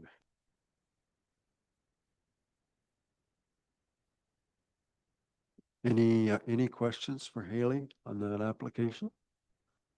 Okay, I don't see any hands going up, so I do have a recommendation here that the Council of Municipality of West Perth recommends to that Perth County Land Division Committee or its designate approve consent application file B 3625 as applied for, and that the Council of Municipality of West Perth forward the conditions listed in the staff report dated October the 6th, 2025 to the County of Perth Land Division Committee or its designate for consent file B 36-25 affecting the property legally described as Plan 341 Park Lot 60, Parts 2 and 3, Registered Plan 44R 4428, better known as 172A Huron Road, Mitchell, in the municipality of West Perth. We have a mover and seconder for that, please. Councillor O'Donnell, Councillor Phelps. Any questions? All those in favor? Opposed, if any? That's carried. All right, on to the next one then, B 3425. And that's yours as well. Thank you. I'll be presenting consent application B 34-25 for lands located at 34 Nelson Street in the municipality of West Perth. The application for consent proposes to sever the subject lands with an existing single detached dwelling and associated accessory structures being 0.22 hectares in area. The lands to be retained are 2.33 hectares in area and are intended to be developed in the future with a residential plan of subdivision. It is noted that formal applications have been received and are currently under review by staff regarding the plan of subdivision. The subject lands are located within the Mitchell Ward, which is designated neighborhood and the primary focus of growth and development in West Perth. The proposed consent to sever the southeast corner of the property is a preliminary step toward the future residential development of the larger retained parcel. The severance will make the existing dwelling and associated structures separately conveyable, ensuring continued use in the short term while allowing the retained lands to be planned comprehensively through a future plan of subdivision. To ensure that any future development of the severed parcel uses the site and existing infrastructure efficiently, a condition of consent has been included requiring a site-specific zoning amendment. The zoning will recognize the existing dwelling and accessory structures and ensure that the lot will be used efficiently for infill development in the future. The recommended condition will promote coordinated, efficient development that supports complete communities and aligns with the local goals for compact growth and infrastructure use. Staff find the proposed consent application consistent with the 2024 provincial planning statement, in conformity with the county official plan, and in line with the West Perth zoning bylaw. Therefore, staff support the application subject to the recommended conditions. Thank you, and I'm happy to answer any questions. Thank you, Haley. Any questions with regards to this application? Deputy Mayor. Thanks, Your Worship, through you. Thanks, Haley, for your presentation. I guess during your report, looking at the geometry of the property that's to be severed, outlined in yellow. I'm looking at that geometry. It gives me the impression that that property is serviced by municipal services, i.e. the sanitary. Is that, am I making the correct assumption there? Through the chair, yes, that's correct. Good, thank you. Any other questions? Okay, I do have a recommendation, and I'm looking at Ryan here right now. So the recommendation is that the Council of the Municipality of West Perth recommends, get the right one here, just make sure we're on this one. I guess if there are no further questions, that we do have the applicant or the agent online. So if there was anything that you were wondering about, he is online and we can answer it. Anyways, the recommendation is that Municipality of West Perth recommends that the Perth County Land Division Committee or its designated approve consent applications B3425 as applied for, and that the Council of Municipality of West Perth forward the conditions listed in the staff report dated October the 6th, 2025 to the County of Perth Land Division Committee or its designate for consent file B3425 affecting the property legally described as Park Lot 34, Plan 339, part of 2 and 3 Mitchell 34 Nelson Street in the municipality of West Perth. And Ryan, would you like to move that? Apparently I've missed you a couple times. No worries. Yes, I'll move that. Okay, moved by Councillor Duck, seconded by Councillor O'Donnell. Any further discussion on this particular one? Okay, all those in favor? Opposed, if any? That's carried. All right, the next one is B3025. And this is John's going to do this one, and Councillor Foster has declared a conflict on this particular application. So John, floor is yours. Thank you, Mayor McKenzie and Council. So before you here is a surplus farm dwelling severance application B30-25 located at 5896 line 16 in West Perth. It's just south of Russelldale. So the lot to be severed is about 1.84 acres, and the lot to be retained is about 87.4 acres, and its frontage is on line 16. So as a condition of the surplus farm dwelling severance, the applicants will be required to obtain a rezoning application. The A1, they'll have to rezone to A1 for the residential parcel, and then A3 for the retained lands to prohibit residential development. So notice was provided on September 11th. No comments were received from members of the public. The UTRCA and MTO expressed no objections. The severed lot size is considered appropriate, and there is a consolidated farm operation from 5420 line 26 in West Perth. The dwelling is habitable. I can take any questions. Thanks. Thanks, John. Any questions for John on this particular one? We've dealt with this particular property a couple times over the last year. Okay, if there's no questions, then the recommendation that we have is that the Council of Municipality of West Perth recommends to the County of Perth Land Division Committee or its designate approve consent application file B 3025, and that the Council of Municipality of West Perth forward the conditions listed in the staff report dated October the 6th, 2025 to the County of Perth Land Division Committee or its designate for consent file B 3025 affecting the property legally described as Part Lot 22, concession 12, Fullerton, 5896, line 16 in the municipality of West Perth.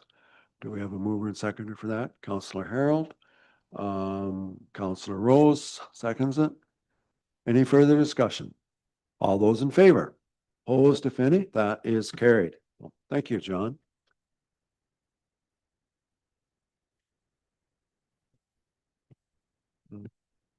Looking to see how far we are until we go close. Do we? I guess we'll keep motoring it. Yeah, I think we'll keep motoring. Yeah. Okay. Next item then is Director of Operations, and I believe Adam is online to update us on this. So Adam, if you're there, I can't see you yet, but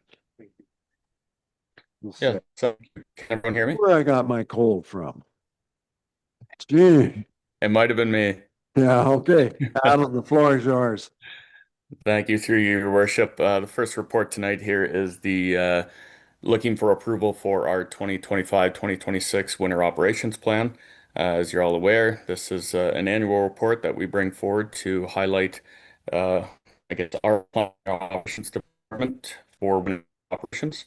No significant changes. There is one, and we are moving our snow dump site from the Husky Flats in town here to the industrial landfill on Frank Street. And the reason for this being, it gives us a much more controlled site for piling snow. We have security there with gates. We can control entry and exit at that site. So that's the reason for that change. Other than that, much remains the same, and just looking for council approval on this plan. I'd take any questions if anyone has any. Okay, thanks, Adam. Questions? Councillor O'Donnell? Thanks, Adam, through the mayor. The snow dump that we currently have, is it still open for contractors then as well? I know we have to apply for a license, I'm pretty sure, for that. Do we do that? Through you, your worship, no, we have no dumping signs up right now. The problem with that site is we couldn't really guarantee environmental compliance in that area for dumping snow. So for the time being, we are avoiding any snow dumping on that site. Thanks. Okay, any other questions for Adam? Deputy Mayor? Oh, thanks, your worship, through you, Adam. Thanks for the report. On this year's plan or this season's plan, what's our strategy, like keeping last winter in mind, blowing and drifting snow on the rural roads on the weekend, and our operators are out of hours. I was fielding calls about roads that were difficult to navigate and perhaps impassable for small vehicles that didn't have a front wheel drive on their vehicle. Just wanted to get your comment on that, please. Yeah, so through you, your worship, that we're trying to highlight that in our inspections. So we're going to be looking at, once we have our in-staff winter meeting, looking at highlighting a few more areas that we've seen as problem areas over the last few years, and including those in our inspection, I guess, drives throughout the municipality to hopefully capture those before they get to that point of being impassable. Oh, thanks for the answer. It kind of touches on the subject, but I guess the issue still remains at 6 o'clock on a Sunday, when the snow's piling up. How are we going to deal with it until the crew gets back on the road again at 4 or 5 in the morning on or whatever time it is they start on the Monday morning?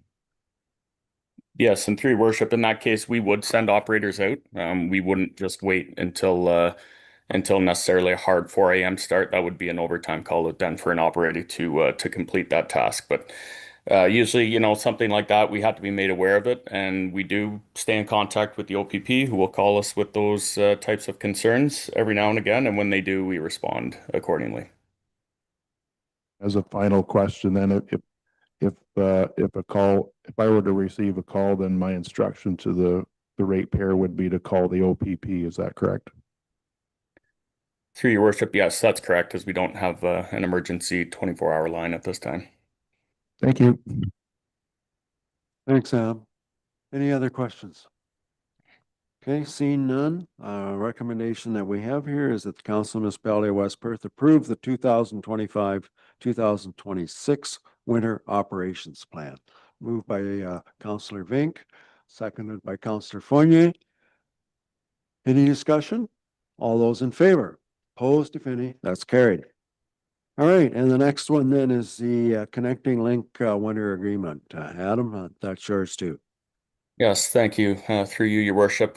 Once again, we're looking to get into an agreement with Owen Sound Highway Maintenance Limited for winter maintenance services on our Connecting Link roadways. So that is Highway 8 and 23 throughout the municipality of West Perth. We have done this for many, many years now, and we've had a good relationship with Owen Sound Highway Maintenance. They've done good work for us. We do see an increase in services for next year, an increase in just over $4,700 in services. So in staff's opinion, we are still well ahead of the game with their services as we avoid hiring additional staff, additional equipment, and upgrades to facilities and materials. So we're looking for approval to sign the documents and move ahead with another year of maintenance. Okay, thanks, Adam. Any questions? We've dealt with this one for a number of years and seems to be working out fairly well. The recommendation I have here then, if there's no questions, is the Council of Municipality of West Perth authorizing into an agreement with the Owen Sound Highway Maintenance Limited for winter maintenance services within the Connecting Link on Highway 8 and 23 in the Mitchell Ward, Municipality of West Perth for the 2025-26 season for $36,232.36 plus HST, and that the mayor and clerk be authorized to sign and seal all necessary documents. Moved by Councillor Chessel, seconded by Councillor Phelps. Any discussion? All those in favor? Opposed, if any? That is carried. Thank you. And I do have a question for you, Adam, before you leave. It's with regards to roadside cutting of the grass. We normally have done it sometimes up to 3 times in a year. My recollection is we've done it once this year. Are we going to make another trial around the municipality? Yes, through your worship, we did have a late start in the season with breakdowns with the mowers, but they are currently on the second pass now. Okay.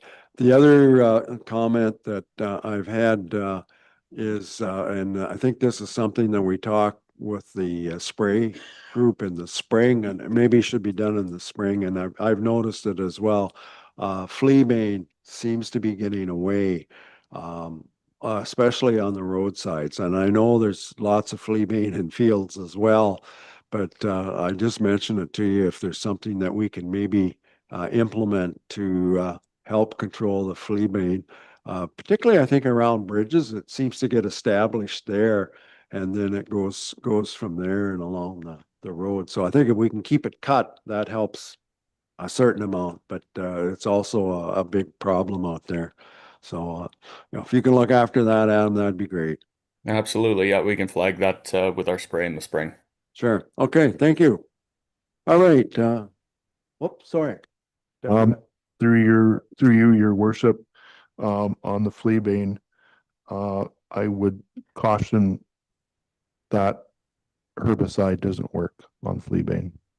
It's Roundup resistant, and you would have to use a combination of multiple modes of action to possibly get 80 to 90% effectiveness to remove the flavane. So I would caution relying on a chemical solution as the only option. Just wanted to point that out. No, thanks, Dean. I will discuss with the other municipalities, as we're likely all dealing with the same issues, and we do use the same contractors, so there could be some other options there for us. So thanks for that. Well, I know it is hard to control, but it can be kept under control. I'm not saying it's controlled, but it can be kept under control with, as Dean has said, multiple methods of spray. But certainly cutting would help as much as anything. Okay, I'm going to move on here now. Director of Community Services, Nick Larson. I assume Nick's online here, and that we're going to talk about the municipal alcohol policy. So Nick, if you're there, the floor is yours. Yeah, good evening. Can everybody hear me? Yep, we can hear you well. Again, good evening, Mayor McKenzie and members of council. The purpose of this report is to seek your approval of a new redone municipal alcohol policy, which would repeal bylaw 60-2012 and bylaw 93-2014 and replace them with a consolidated and updated policy. This update responds to changes in legislation, operational practice, and best practice guidance from agencies such as the Alcohol and Gaming Commission of Ontario, Ontario Public Health Centre for Addiction and Mental Health, and the Ontario Recreation Facilities Association. Since last update in 2016, operational practice around alcohol service at our municipal facilities have shifted. In some cases, these changes have moved away from the formal policy, leading to inconsistencies. For example, the requirement that bartenders and servers under our municipal license be municipal employees had lapsed. Cash handling practices were not consistently in line with policy, and certain service options such as special order wine service were not formally offered.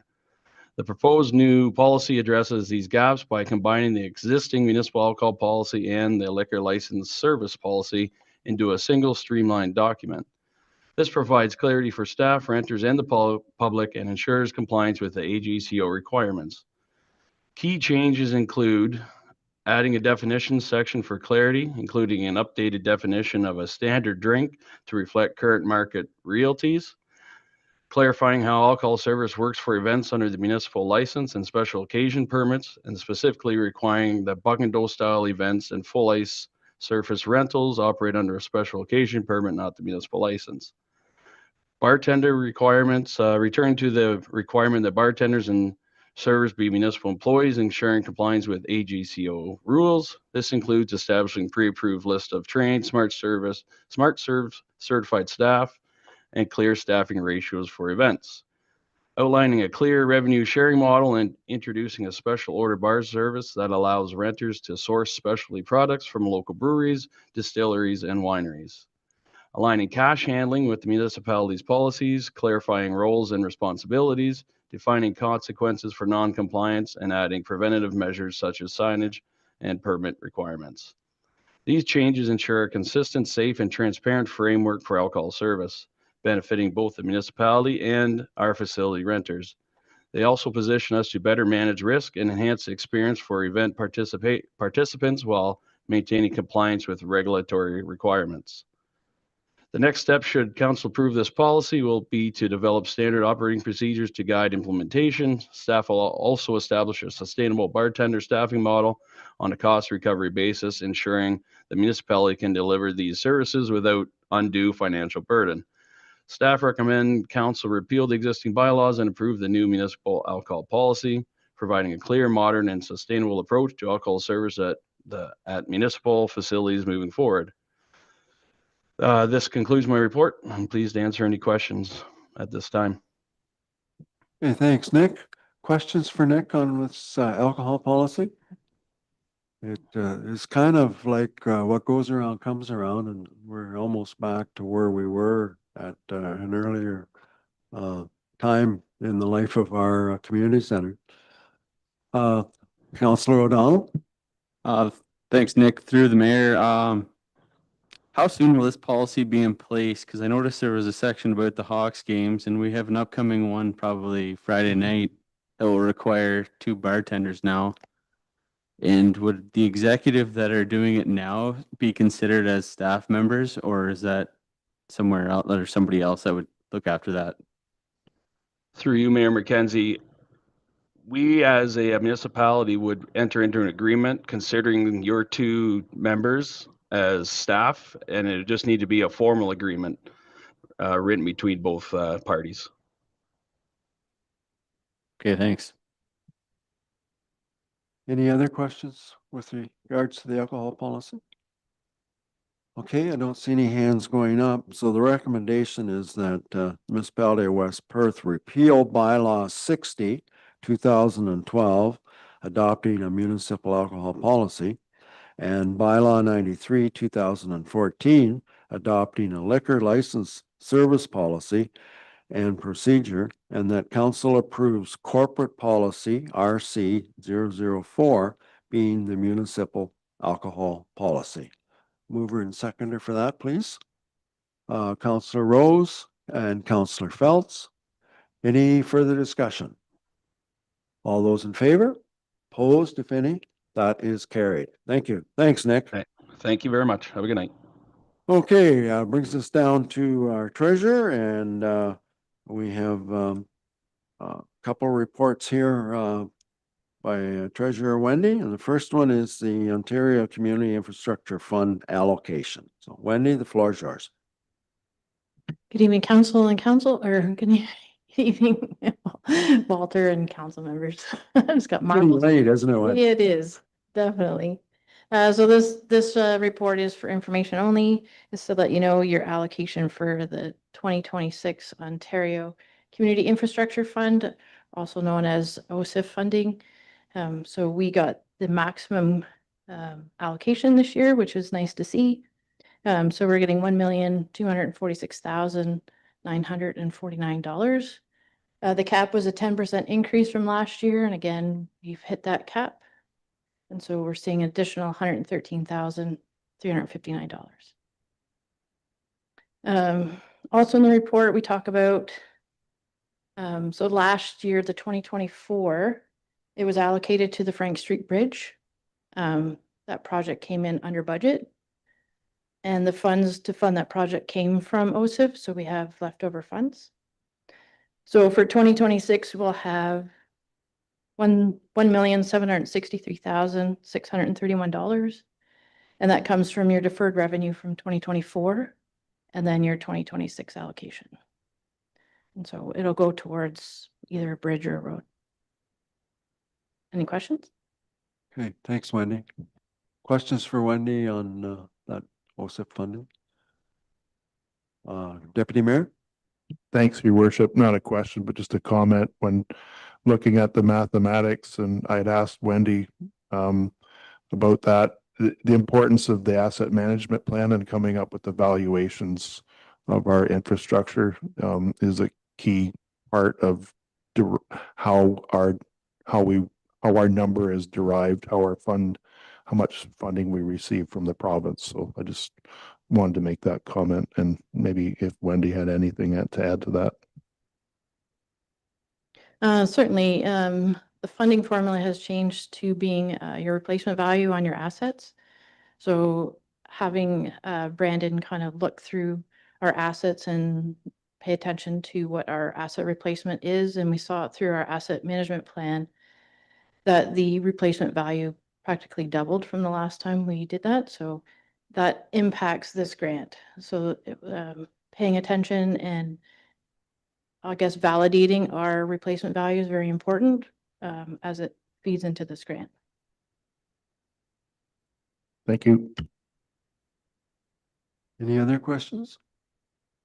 Okay, seeing none, we do have a recommendation here. And the recommendation is that the Council Municipality of West Perth receives the 2026 Ontario Community Infrastructure Fund, or OSIF, allocation report for information. We have a mover and seconder for that. Councillor Fournier, or Deputy Mayor, I'll take Dean this time, I guess. Deputy Mayor Turkowski. All those in favor? Opposed, if any, that is carried. Okay, now 5-year cash flow analysis, Wendy? So again, this report is for information purposes. It came out of our strategic meeting, and it was requested that we kind of have a look at our cash flow. So I went back over the last 5 years and had a look. Definitely saw a trend. I mean, I think it's a little obvious too sometimes, but I just put it in paper that definitely your tax, when we collect taxes, that's their big increase in funds. And then when we pay the county and education, those months are heavy outflows. And then when we looked at kind of your minimum and maximums throughout those 5 years, the low was 1.2 in withdrawals and the high was 3.4. So we kind of looked at it, the approach, if we smoothed out our expenses, it would be 2.4 million per month. And then looking at kind of a timing phase, having 2 months would be a good recommendation for us to keep that in cash so that during those off months, we're not short. But again, this report is just for information. We're not looking to make any decisions on our cash at this point. We do have a large capital projects coming up, but they're listed right there in the report, being the arena, Heron Business Park, water, wastewater infrastructure upgrades that are coming, some road network and bridges, and then our fleet. And so it was just for information purposes, and also to identify some of the other considerations that when looking at the cash is our development.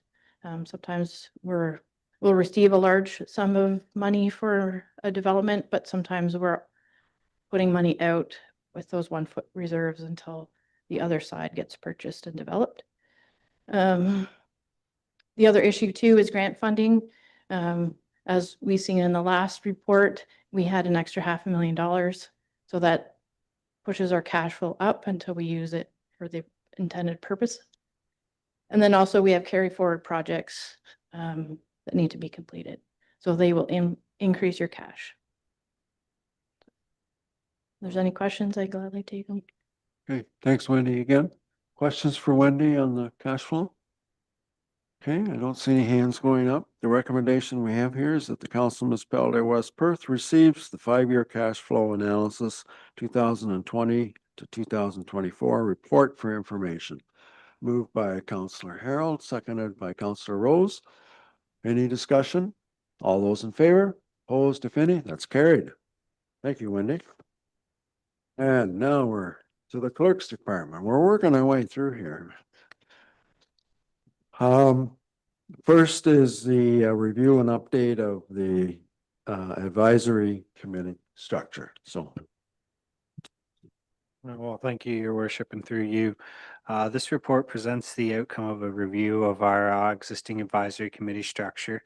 The review really just tried to look at opportunities to streamline a little bit, remove some duplication where we thought some existed, and just ensure we're up to date with each of our committee's terms of reference.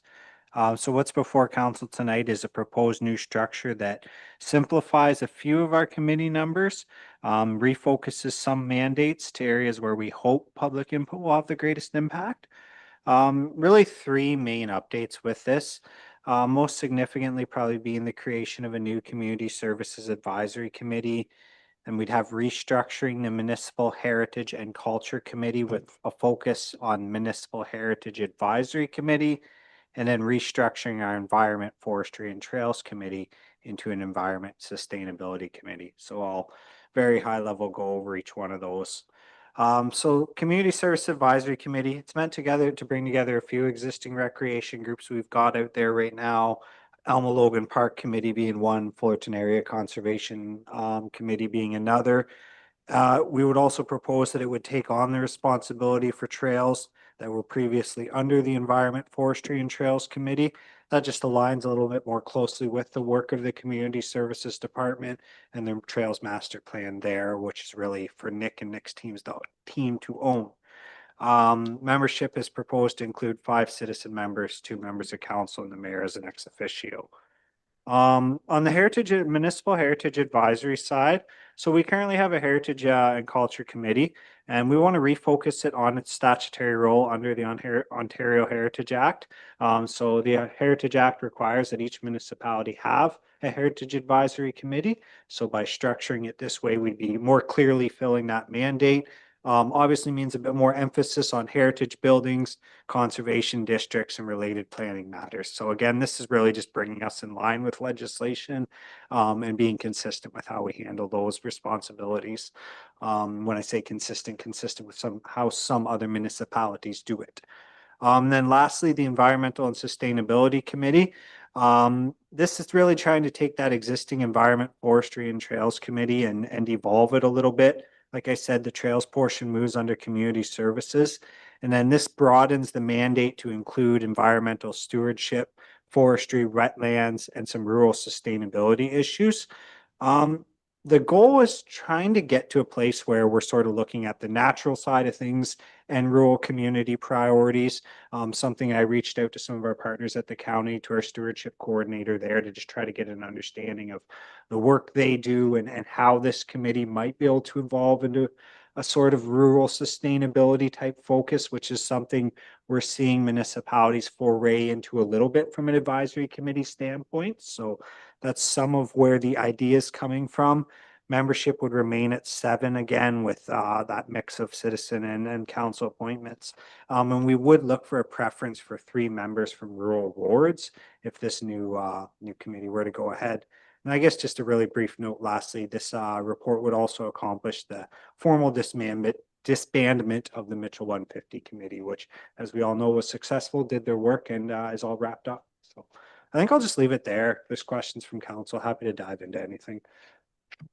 Okay, questions? I know, Dean, you had some questions on this one. I think. Thanks, your worship. Thanks, James, for your report. Yeah, there's a bit to unpack here, but I'll try and be as brief as possible. I'm just wondering if I'll start with the Environment and Sustainability Advisory Committee.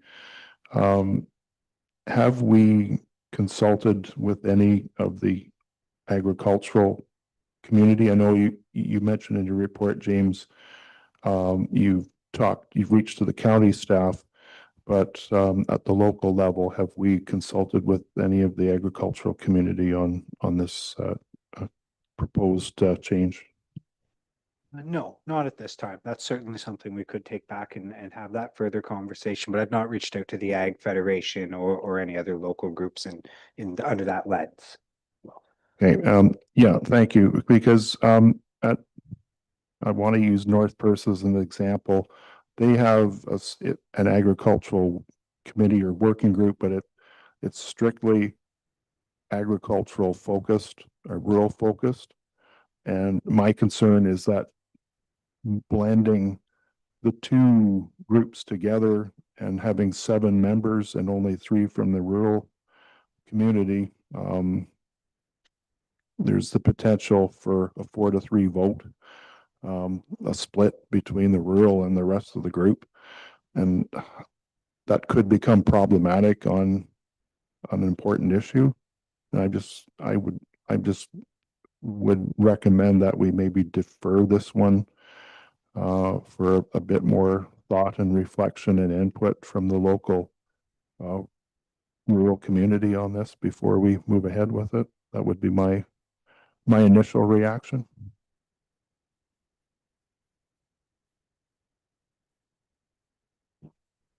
So what you're saying is just that one group you want to hold over, or do you want to defer the whole thing until we have another look at it? Well, yeah, I guess that's where I was going, because I had concerns about the Community Services Advisory.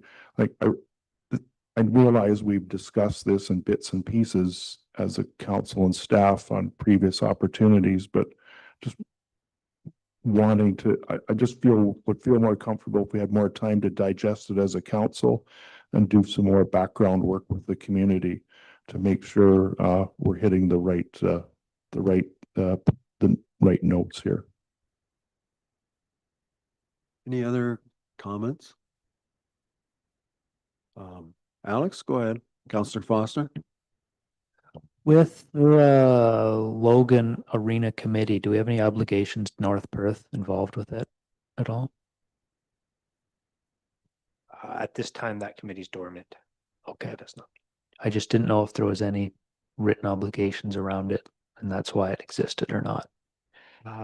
With respect to the agreement to construct the community arena, no, it is not related to that. So, good question. Thank you. Or Deputy Mayor? If I could, your worship, a supplemental to Councillor Foster's question. I had previously served on that, in that capacity. It's my understanding when this term of council began, North Perth opted not to continue that committee, and just a point of information.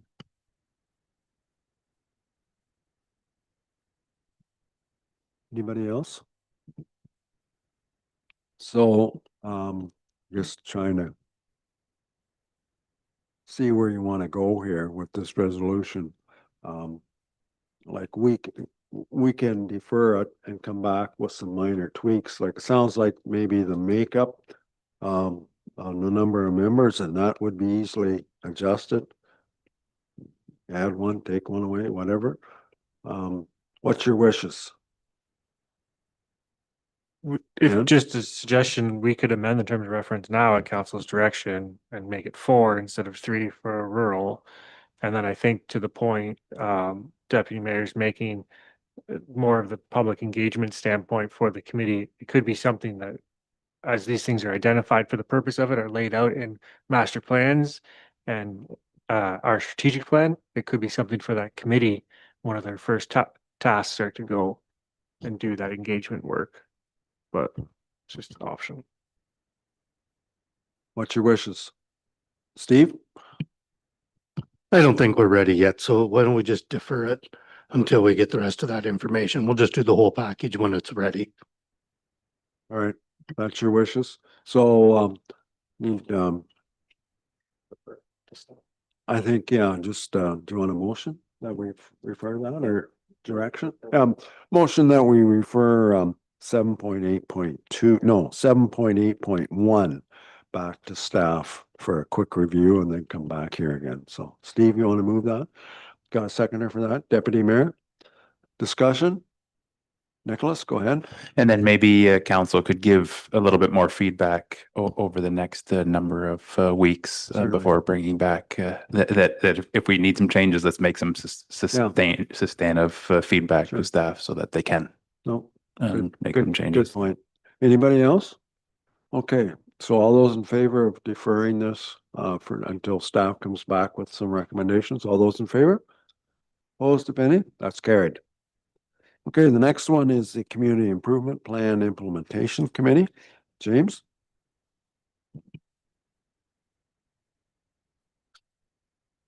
Thank you through the chair. Yes, so this one, bit more straightforward from an administrative side of things with the committees. This report's really a follow-up to council's approval earlier this year of the Affordable Housing Community Improvement Plan area. The goal tonight here is to simply put a last few pieces in place so we can start implementing the plan. So we're doing 3 things really. We're establishing the formal CIP implementation committee that comes directly from the plan. This will oversee how the program runs in terms of reviewing applications, monitoring progress, and reporting back to council. So this is a staff administrative committee. Secondly, we'd be repealing the old 2010 Community Improvement Plan bylaw, since that plan's now out of date and replaced by the new Affordable Housing CIP. And then third, we're officially appointing the CAO as the CIP administrator, which is required under the plan for the work of the committee. So the committee's terms of reference are attached. Again, includes staff and appointed representatives to help ensure the process is transparent and fair. There's no financial impact tonight. Any incentives or funding connected to the program comes back through the budgeting process. So this is again just establishing the committee and administrative structure. So I'll leave it there unless there's any questions from council. Any questions for James on that? No, don't see any hands going up. No hands bobbing. Okay. So the recommendation is that the Council of Municipality of West Perth approve the establishment of the Community Improvement Plan, CIP, Implementation Committee in accordance with the terms of reference attached hereto as Appendix 1, and that council approve bylaw 55, 2025 to repeal bylaw 103, 2010, being the former West Perth Community Improvement Plan, and to adopt a new affordable housing community improvement plan, and that council appoint the chief administrative officer for the municipality of West Perth as the community improvement plan administrator. We have a mover and seconder for that. Moved by Councillor Fournier, seconded by Deputy Mayor Jankowski. Any discussion, comments? All those in favor? Opposed, if any? That's carried. Next one is a Section 4 drain request, a petition by Floyd Harper. James, that's yours, I guess. Yeah, thank you through the chair. Report is to confirm receipt of a Section 4 drainage petition from Floyd Harper for property at Lot 4, Concession 2 in Hibbert Ward. The petition's been reviewed and deemed valid under the Drainage Act by our superintendent. Tonight, council is just being asked to accept that petition, notify affected landowners, and to appoint Trevor Kipfer of Streamline Engineering to prepare the engineer's report. All the work costs will be assessed to the benefiting landowners as required under the Act. Happy to take any questions. Okay, pretty straightforward, this stage of the game. So the recommendation is that the Council of Municipality of West Perth accepts the petition received from Floyd Harper under Section 4 of the Drainage Act, and that staff be directed to notify the affected landowners and appropriate agencies of the council's decision to proceed with the drainage works, and that the Council of Municipality of West Perth appoint Trevor Kipfer of Streamline Engineering to prepare the engineer's report for the proposed new drainage works. Looking at, it's in Hibbert.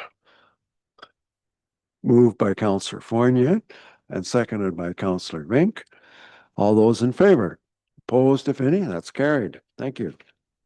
Now we're down to CAO. Nothing. We have a notice there of the provincial approval of the new official plan.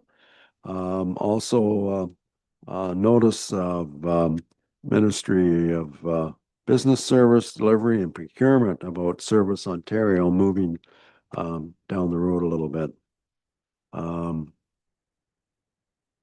Recommendation that we have, unless there's any questions, that Municipality of West Perth accept the correspondence as information. Moved by Councillor Phelps, seconded by Councillor see, I can't, Councillor Foster, I can't see Ryan when he's not up there. He's got his hand up. Yeah, But I'll watch for him again. Okay, there he is now. All those in favor? Opposed, if any? That's carried. Thank you. I don't believe we have any, council reports? Dean? Thank you, Your Worship, for indulging me. I just learned of this recently and I wanted to share it with council and staff and West Perth public.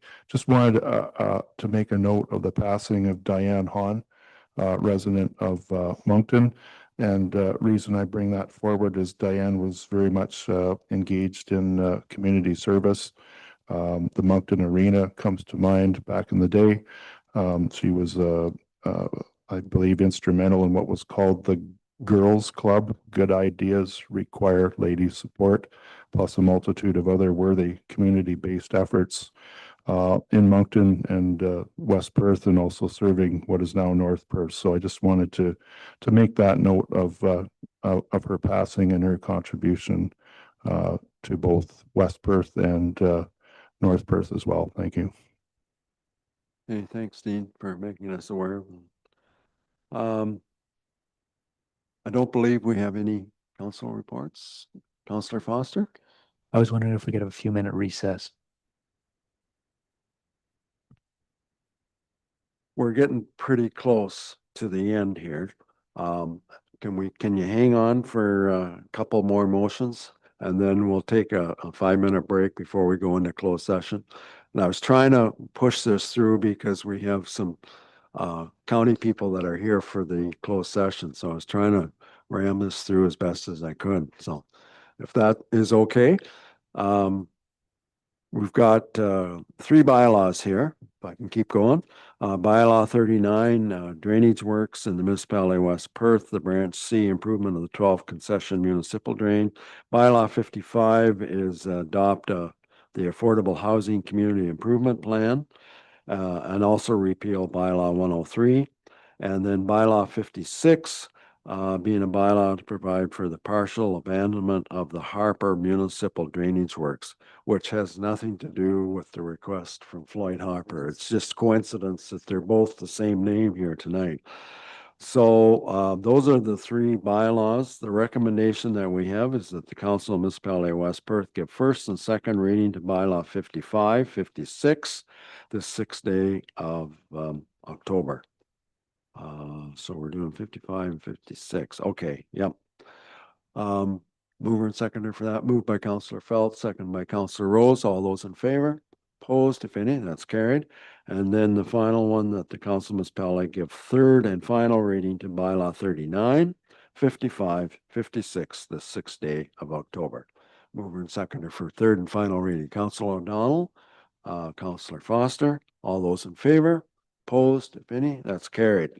Number of upcoming events. I think one to note is the open house at the fire hall on the 7th, which would be it's this week. What's today? Tomorrow night. That's what I was thinking. Yeah. And the rest, I think I'll just let you look at your perusal. Our next regular council meeting is October the 20th. And I think that's all I'll highlight. Notice of motion. And I believe this is Councillor Fournier's motion. So Councillor Fournier, do you want me to read the motion and then you talk to it? Is that what you'd like? Okay, all right. The recommendation, whereas there's a growing interest in innovative and affordable housing solutions such as tiny home communities, modular homes, and other small home solutions to address local housing needs. And whereas the municipality of West Perth may have underutilized or surplus lands, including municipal properties and brownfields sites that could potentially support such development, and whereas identifying suitable properties and potential partnerships is necessary first step to determine the feasibility of such housing initiatives, therefore it be resolved that the council direct staff to prepare a report identifying municipally owned lands that may be suitable for the development of tiny home communities, modular homes, and other small home solutions, local brownfield sites within the municipality that could potentially be repurposed for the same use, potential funding sources, agencies, or housing partners that may be willing to collaborate on such a project, high-level considerations such as zoning, servicing, and environmental factors associated with any identifiable or identified lands. The end. Go ahead. Through your worship, it's actually a little ironic that that ended up on this particular agenda because I hadn't realized that the adoption of the Affordable Housing Community Improvement Plan would be on this agenda along with the implementation of the Community Improvement Plan Committee. And that motion might actually be better suited for the Implementation Plan Committee because everything in there is just stuff that I took out of the Community Improvement Plan. And everything that the Implementation Committee is supposed to do is basically start doing that. I'm not looking to withdraw the motion because I still think it's a solid place for us to start. But perhaps I should forward it to the implementation committee instead. What would you recommend? Through the chair, point taken. If we're not withdrawing, then certainly probably the easiest change would be that we direct the committee so that the Community Improvement Plan Committee is directed to take a look at that, looking around to see if we see any issues. And I think that's probably the best approach is that we just may change that from direct staff to direct the committee. To your point, the committee now exists as of a few minutes ago. So, and you're the right people to deal with that. It's the right question for you. Yeah, and it will get, to the right forum and come out of there. So yeah, that would be my comment. Okay, so we're just going to tweak that one. Yeah, little- we can make that change to the therefore it be resolved Yeah. line. All right, okay. Everybody understands that? We're good with that? Okay, so we're going to refer this to the Community Improvement Plan group. So we got a mover for that? Counselor Duck? I'd second it if Councillor Fournier is moving it, for sure. Counselor Fournier's motion, yes. Counselor Duck will second. Yeah, yeah, absolutely. Okay. Any further discussion? Nope, already? Oh, question, Dean? Sorry. Just to echo Councillor Fournier's comments, I think the timing is right now. Everything's lining up for this idea to move forward. There's several other things to consider with housing. If need be, they call wraparound support services. Transit being one of them, employment services support. There's financing, there's something called a land lease opportunity that I have come across in conversation with local financial institution. There's other information that I would be willing to share with the CIP committee at the appropriate time, but fully in support of this motion, and it's time to move forward. Thank you. Okay. Any other questions? We didn't vote on that one. did we? We have not, No, no, we're ready okay. to call the All- question. Yep, all those in favor? Opposed, if any, that's carried. Okay. So, we do have a closed session. Lori's around, is she? She's just out there. Yeah, okay. Closed session, we have the executive committee minutes and discussion about regional roads. Let's do a motion to go in and then we can do a. Sure, yeah, Would be my we'll suggestion. we'll do the motion to go in and then we'll take a bit of a break. So the recommendation is the Council of Municipality of West Perth proceed in closed session at 9:40 to address matters related to personal matters about an identifiable individual, including municipal or local board employees, a trade secret or scientific, technical, commercial, financial, or labor relations information supplied in confidence to the municipality or local board, which if disclosed could reasonably be expected to prejudice significantly the competitive position or interfere significantly with the contractual or other negotiations of a person, group, or persons or organization. We have a mover and seconder to deal with that. Councillor Chessel, Councillor O'Donnell, all those in favor? Not opposed, if any, that's carried, and we're in closed session.